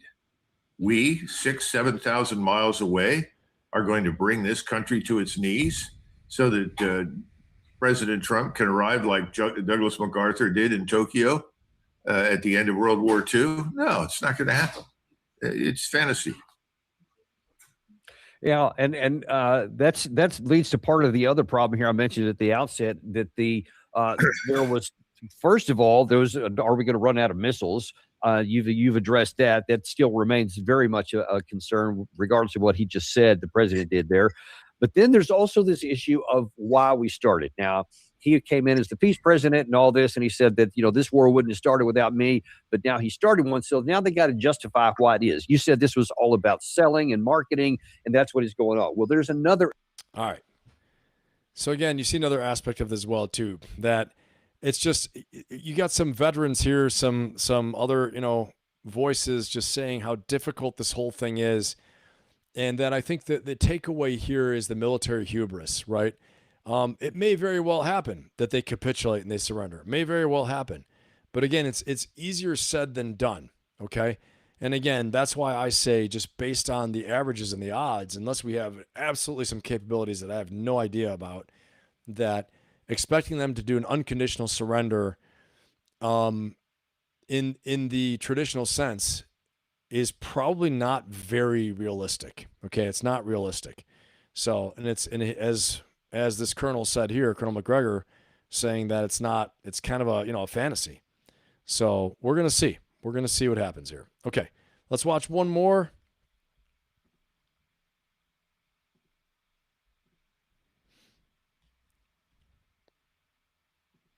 This is another think tank guy, Gordon Chang, big thought leader, and what he thinks. How do you react to the sort of, well, I would guess you could call them accusations or statements that what the U.S. is doing in Iran is regime change? Yeah, well, happy that we're doing that because there won't be peace in the Middle East or even the wider world until we get rid of that regime. That regime has declared itself to be an enemy of the United States. Matter of fact, the Iranian president in December actually came out and said it. He said, we're in a state of war with the United States. But we have these Iranian death squads that are running around the United States. We know the Iranians turned off a water system in Aliquippa, Pennsylvania, not too long ago. Iran in the past has killed Americans. They worked very hard against it. And we know what they did against Israel on October 7th. So, yes, the Iranian regime has to go. It had a nuclear weapons program. It's got ballistic missiles. It is a danger to the international community. And it has killed thousands and almost certainly tens of thousands executed Iranian prisoners over the last 5 or so weeks. So I believe that we have to get rid of the Iranian regime. We can't keep. All right. So first of all, I'm using Gordon Chang because he's quite an amazing strategist and a thought leader, and China as well too. And he earlier in this interview, actually later in the interview, I'm not playing it right now, but says that China will go to great lengths to support Iran to make sure Iran survives. Okay. And he's also somebody saying that we need regime change. That's what we're trying to do. And he's also someone that says we need boots in the ground to do this. Okay. So let's listen some more. Iranian prisoners over the last. And also, the last thing I want to say is that I want to reinforce that, make no mistake, when I'm talking about these things, I'm not an Iranian sympathizer like saying, oh, well, this is bad. No, I mean, they needed to go. The regime does need to go, I think. Okay. I mean, honestly. But we can't be foolish to say that there are not going to be any boots on the ground to do this. I'll be very surprised if the air power can make them surrender and change. Let's be honest, okay, real quick here. Let's just get, have our little quick talk. We had boots on the ground in Venezuela, right? It was very quick, but there were boots on the damn ground, and they went and snatched a leader physically and took him, okay? Now, they blew the hell out of the supreme leader of Iran. I know that. But I'm saying no matter what, the level of commitment and risk when you put these forces in harm's way on the ground, it says a lot. Okay? It says a lot about commitment, about what you're willing to risk, all those things. Maybe it also says a lot about the threat that they thought they were going to encounter. They can say a lot for that too. Okay? There are many, many different schools of thought here. But I think that, Iran's bad. The Iranian regime is bad, and they killed tens of thousands of their people, 100%. They've killed thousands of Americans, American soldiers, Marines, airmen, you name it. Terrible, bad stuff. Everything he's saying. Peace in the Middle East probably begins with Iranian regime not being the same and changing, okay? So, but we can't be foolish about how do we think this happens. If we're going to make that a goal, then we have to understand what we're getting into and the cost that needs to be paid, all right?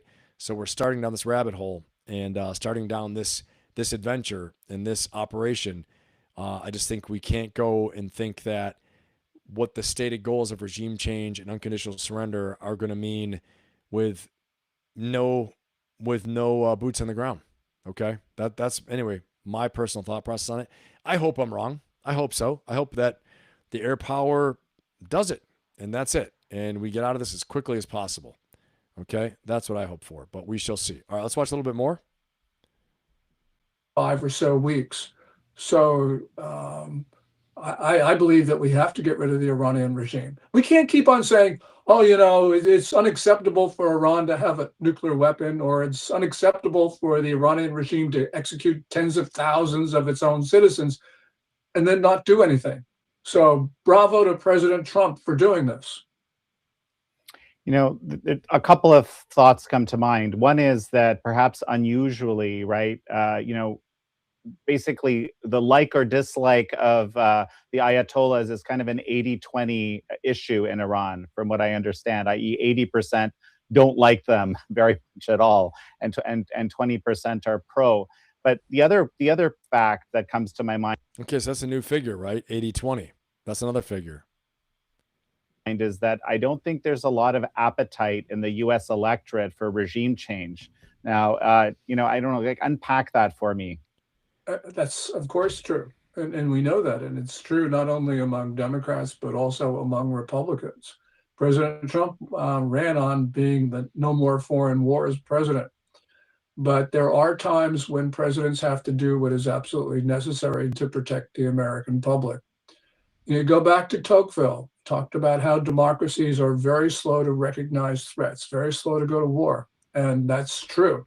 We've had a string of political scientists who have told us that, and that's absolutely true. We ignored Osama bin Laden. We ignored him after he killed 6 Americans by bombing the North. This is a great point he makes right here. Tower of the World Trade Center in February 1993. We ignored him until one day when he reached out and killed 2,977 Americans. And then we said, well, how did that happen? Well, that's the nature of our democracy. And yes, I understand that it is unpopular. But that's the way we end up in situations where many Americans get killed. World War II in Europe could have been avoided if Britain and France had exerted their power in 1936 and stopped the Third Reich from remilitarizing the Rhineland. So we know that tens of millions died because Britain and France could not rouse themselves to do what was absolutely necessary. That's a powerful point as well, too. All right, let's get into the chat here and see what you guys got. Let's see what we have here. Yeah, thanks, Doc. I appreciate it. I trust you, Ben. Has to happen almost. Yeah, I agree. Thanks, Doc. Yeah, that's the first time I heard of it, too, of the Iranian water sabotage in America. Past behavior predicts present, right? Yeah, 100%. Who in Iran is telling they need your help? Okay, I don't know who's... Okay, are the Kurds going to trust us again? I don't know. There's lots of questions. Who in Iran is telling they need your help? Who's your? U.S.? I don't know who you're talking about. Not my help. Let's see. Iran is literally a natural castle. Rome even attempted to conquer what is now Iran multiple times. Parthian Empire, Sassanid Empire was never fully successful. Trajan was most successful. Yeah, very true. It is a natural castle. Okay, Tim Burke, big one. What would you do if sec war? Impossible question. I know. You can block me. What would I do if I were Secretary of War? In this case, I mean, you're going to advise the president how to support his policy options he's making, right? I mean, as a cabinet member, the Secretary of War is going to sit on the cabinet and he's going to offer his opinions on what can be done, because the president, if he's a president like President Trump, is going to tell you, hey, this is the objective. This is the end that I'm trying to achieve. This is what I want to do. What options do I have? How can you support that? Oh, we can support it this way. If he asks him on the side, should it be done, right? That's a different thing. But I don't think that's how this works with President Trump. Okay? So I think at the end of the day, you know, if the, like I said last Friday's chat, last Friday's live, if the president received credible intelligence and information that the Iranians were rebuilding this program after they thought that they obliterated it, right? We made fun of this whole obliterated thing, right? But after they thought that they obliterated it, it turns out they didn't. They were on the road to rebuilding, and they're getting close, or even that they're even trying, even if they're only halfway there, right? They're like, damn it, we told these guys, don't do it, or we let you off the hook easy. We just bombed the facilities last time, and now you're doing it again, okay? And they've proven they're a dangerous regime. They've proven they're a threat. They're responsible for thousands of American deaths. Everything the president said in his speech, okay? If that's all true, then they have to do what they have to do, right? They've got to do what they've got to do. But again, if as the president, when you're responsible for the physical security of the country and you decide this is the way to go about it, you have to be prepared for the full consequences of what that means to do regime change, okay? And I don't know, again, there's so many secret programs going on for building support in Iran. We're going to find out as these things reveal with the Kurds and all that stuff as well, too. But I think, definitely the Iranian regime is not a good regime. Ayatollah, not a good guy. The leadership there, not good. They have not just like a business mindset. This is a religious war against the United States. They had a fundamental viewpoint that the United States needed to be destroyed. Death to America. I mean, what else do you need to hear, right? Death to America. And then they're backing it up with actions. Okay? So when you're faced with that and you're the one on the dime for security for the United States and for economic security and physical security, I think, it's just you as a leader have to make a choice. What I'm saying here is that the choices you make require certain means, okay, and ways to do it. If it's decided that it's unconditional surrender and no deal, well, you are triggering a ground war.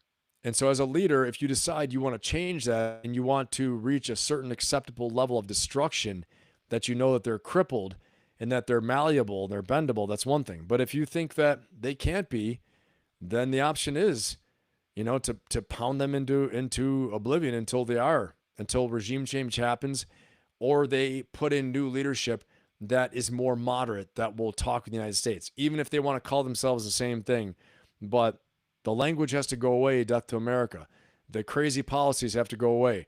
The terror programs have to go away. All those things like that, right? And so that's basically changing the regime, okay, more or less. We can't beat the bush about this, but again, but the thing that I think is important, the distinction, is that to think that this is going to happen without a significant boots on the ground presence, I just don't know. I don't know. I think historically it's not realistic. And I could be wrong, right? I mean, you know, weaponry changes, targeting changes, the ability to reach out and touch people changes.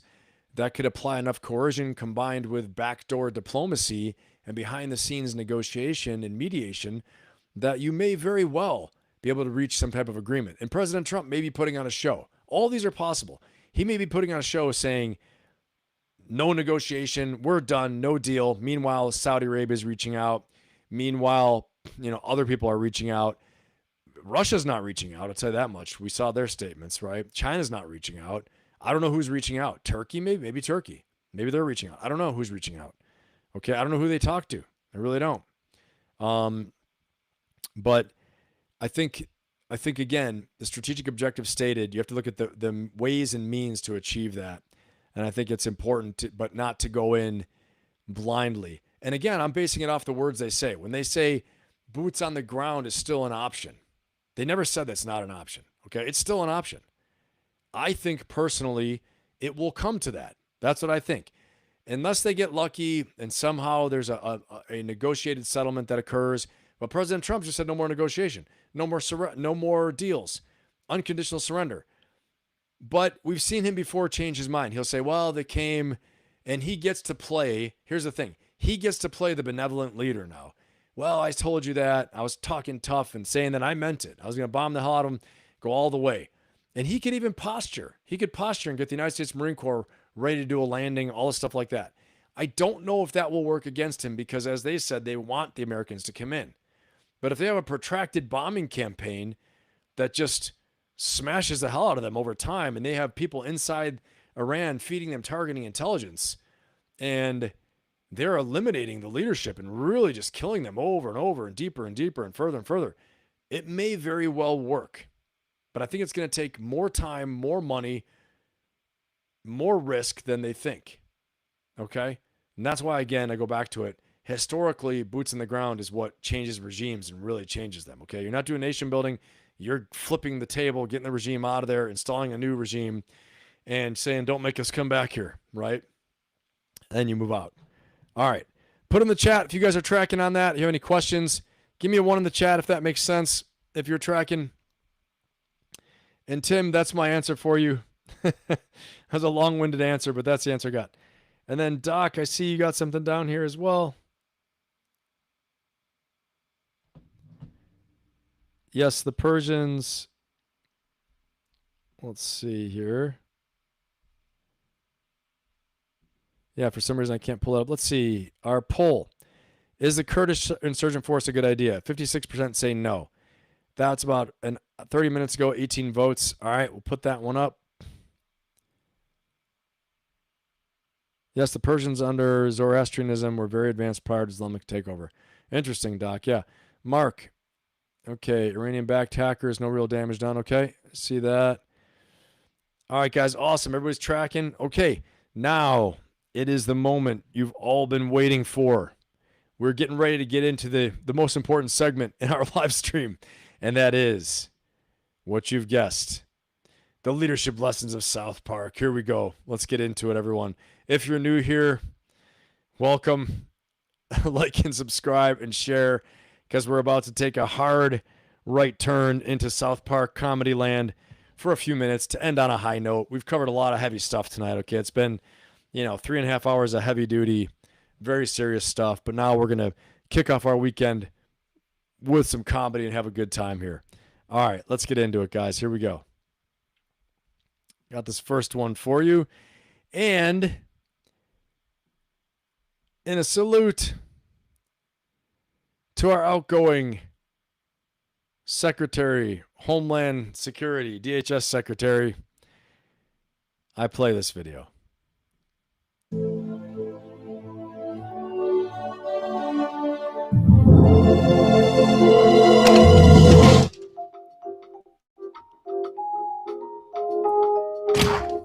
Mr. Mackey? Yes, right here. Have a seat, sir. What makes you want to work for immigration enforcement? Well, you see, I got a nut. All right, you're hired. Take this to the next station for your physical and orientation video. Well, that's it?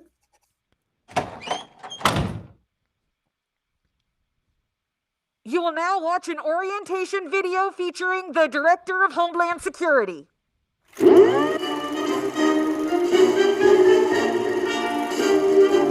Welcome to the team, recruits. I'm Christy Nome, head of Homeland Security. She seems nuts. A few years ago, I had to put my puppy down by shooting it in the face, because sometimes doing what's important means doing what's hard. Whoa! Now we'll ask the same determination of you. Because detaining and questioning people is never easy. Oh, What the hell? As the face of Homeland Security, I'll be leading the way. And together we'll make sure everyone is in this country legally. So let's get out there and get them, recruits. Together we can make it happen. What the hell? We hope you enjoyed the presentation. Please step through to the vehicles for your first raid. Please step through for your first raid.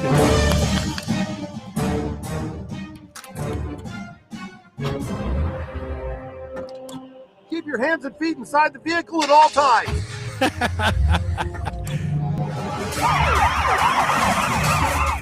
Lock and load, recruits. Prepare to raid. Okay. Oh my god. Oh my gosh. Put a 1 in the chat if you've seen that before. Give me a 0 if you have not seen that. Oh my gosh, I can't even believe it. That killed me. That is true. That is true. It is central casting. You're not lying. I saw this thing with Senator Kennedy. Okay. But that's our salute to Kristi Noem for no longer being the DHS secretary. Did you guys see the video she made of herself of DHS? Do you know how much money that thing cost? Senator Kennedy was grilling her on the Hill last week before she got fired. And, you know, she's under oath. So I'd never seen it before today either. Oh my gosh, I was dying. So yeah, spread the word too. This is what we do here. We go really serious for a little bit. And usually I do a leadership profile, really uplifting on lessons you can learn. But I needed to deep dive in this whole war thing right now, okay? Because we got a lot of stuff going on, right? But we're not going to lose leadership lessons in South Park. Not going to lose our comedy segment. But did you guys see the video she made? $220 million. That's how much they spent on this video. Let me see if I can find it. I mean, what the hell? We're here, right? May as well find it for you guys. You guys come here expecting me to know. Let me find it, okay? You're not going to believe this video. It is freaking nuts. I couldn't believe. Here, okay, let's watch this. Let's watch this right here. Hold on a second. All right, here we go.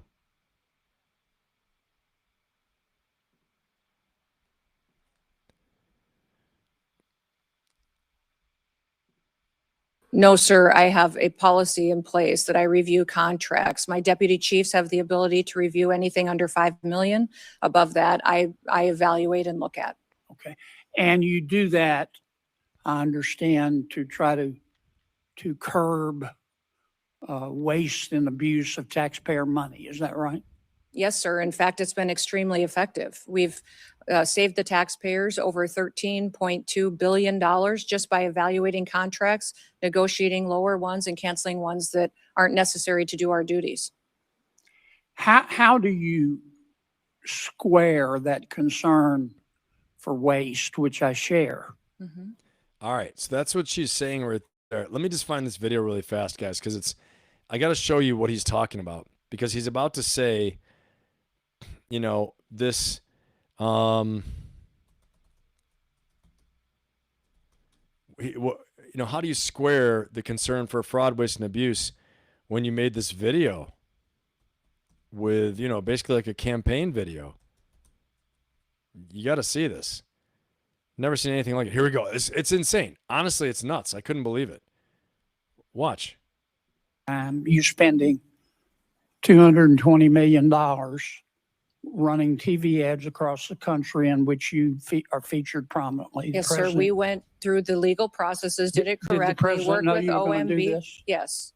He did. Mhm. I'm not saying you're not telling the truth. It's just hard for me to believe, knowing the president, as I do, that you said, Mr. President, here's some ads I've cut, and I'm going to spend $220 This is million nuts. Watch this. running them, that he would have agreed to that. She's, of course, in full glam on a horse, riding it around. 2 days after that exchange, and DHS Secretary Kristi Noem is out. She has been fired. I don't think they She's showed on her here way either. to, Gosh, she why is can't I now the find this former stupid Secretary of DHS. All right. Donald Trump denied signing off on Hold that on, guys. I'm expensive gonna ad find this. campaign, I'm and gonna then a find short it. time ago, he fired her. So it will be. So Trump fired her basically after this happened. After she said, yes, you know, President Trump knew all about it. All right, guys, hold on. I got to find this for you. All right, this is it. I think this is it. No, this is it. This is it. Okay, hold on. If you haven't seen this, you got to see this. Wait a second. Wait. This is nuts. Why do I love these wide open spaces? They remind me of why our forefathers came here. Not just for its beauty, but for the freedom only America provides. I'm Kristi Noem. From the cowboys who tamed the West, to the titans who built our cities, to the dreamers who chased the impossible, America has always rewarded vision and grit. Our greatness calls people to us for a chance to prosper, to live how they choose, to become part of something special. Anyone who searches for freedom can always find a home here, but that freedom's a precious thing, and we defend it vigorously. You cross the border illegally, we'll find you. Break our laws, we'll punish you.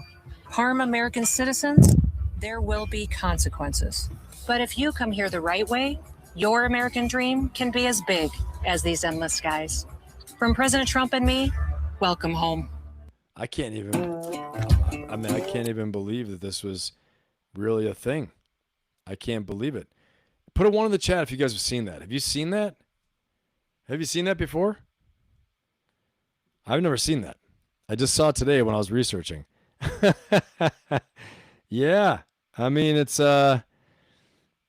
crazy. I mean, she says he knew about it.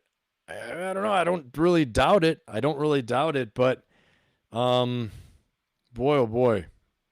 That's just, yeah, South Park obliterated. All right, let's get on to the next one. Let's get on to the next South Park. Anyway, that's why she got fired. She got fired,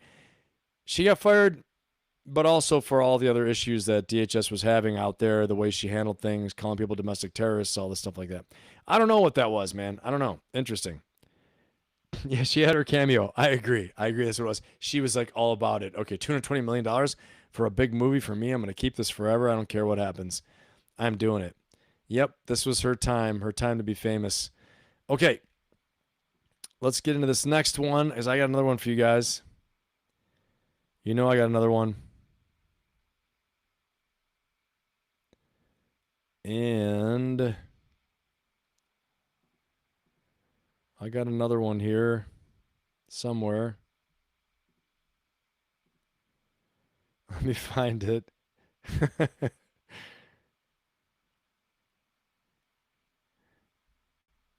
I got another. Hold on, you try to find it. Where is this thing, man? Okay, here we go. Put a one in the chat if you've seen this one already. Why have we not taken a plane in 13 years? It is all because the cunning TSA. Last month, I attempted to take down a plane with a pair of scissors 5 inches long. Well, why did it not work? They made restrictions so you can only take a 4-inch scissors. How could they know that a 5-inch blade is a dangerous weapon and a 4-inch blade is no more than a child's plaything? All know how much devastation we can wreak with 3.5 ounces of liquid. They have limited passengers to only 3.4 ounces. I have a plan to put a bomb in a laptop, and it will detonate once you pull it from its case. Yes! They make you take the laptop out of the carrying case and put it in a separate bin before you get on the plane. I have developed the smallest bomb possible. And it fits perfectly into this. Is there a version of the toothpaste bomb that comes in travel size? You know what? It's like they're in our heads. Why have we not taken a plane? I'm sure you guys have seen that one already. That's one of my favorites right there. All right, I've got another one here. Roll right into it.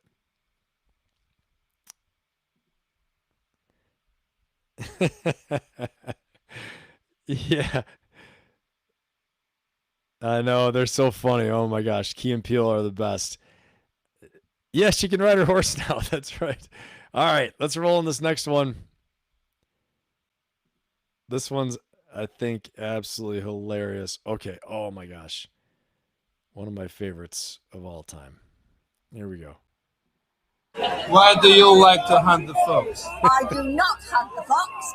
I think people that hunt the fox are the scum of the earth. In Kazakhstan. You kill bears. Yes, help them. You kill bears. But that's evil.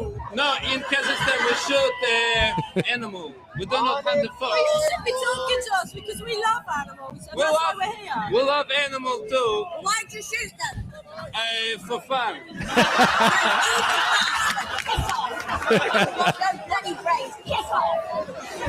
I do not kill fox. Oh, there you have it. Oh my gosh. I don't even know where I am in this freaking...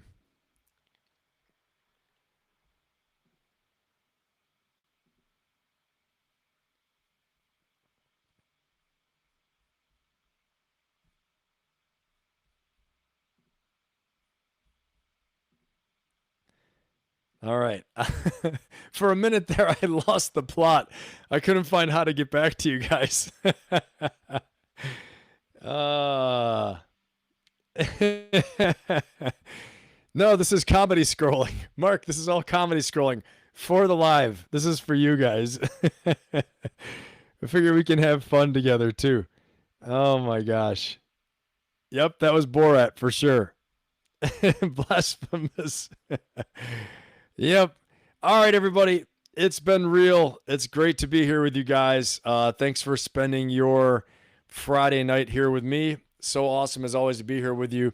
And as always, like I was saying to you, if you guys are looking to make a break ahead, please go ahead and that link in my bio, reach out, book a no-fee strategy and discovery session with me. I've got only about 2 advisory positions right now that are open for my executive coaching. If you are looking for that breakthrough with me in a one-on-one setting, I also have my Ferocious Optimist coaching membership and community that is open and there for you. Click the link in my bio to learn more about that, like I played in the video earlier today.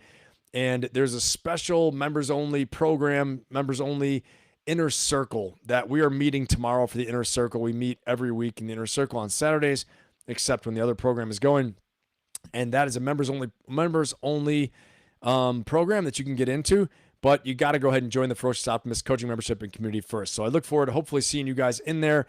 As always, such a pleasure to be here. Make yourselves better, make the world better. And remember, focus on what you can control. And the reason why we look at all this stuff is because we have to know what the operating environment is as we go through life, as we try to achieve our goals and our objectives, okay? And like I always say, make yourself better, make the world better. Have an amazing, amazing weekend, and go get yours. I'll talk to you all soon. Thanks for being here with me. And have an awesome weekend. Take care, everybody.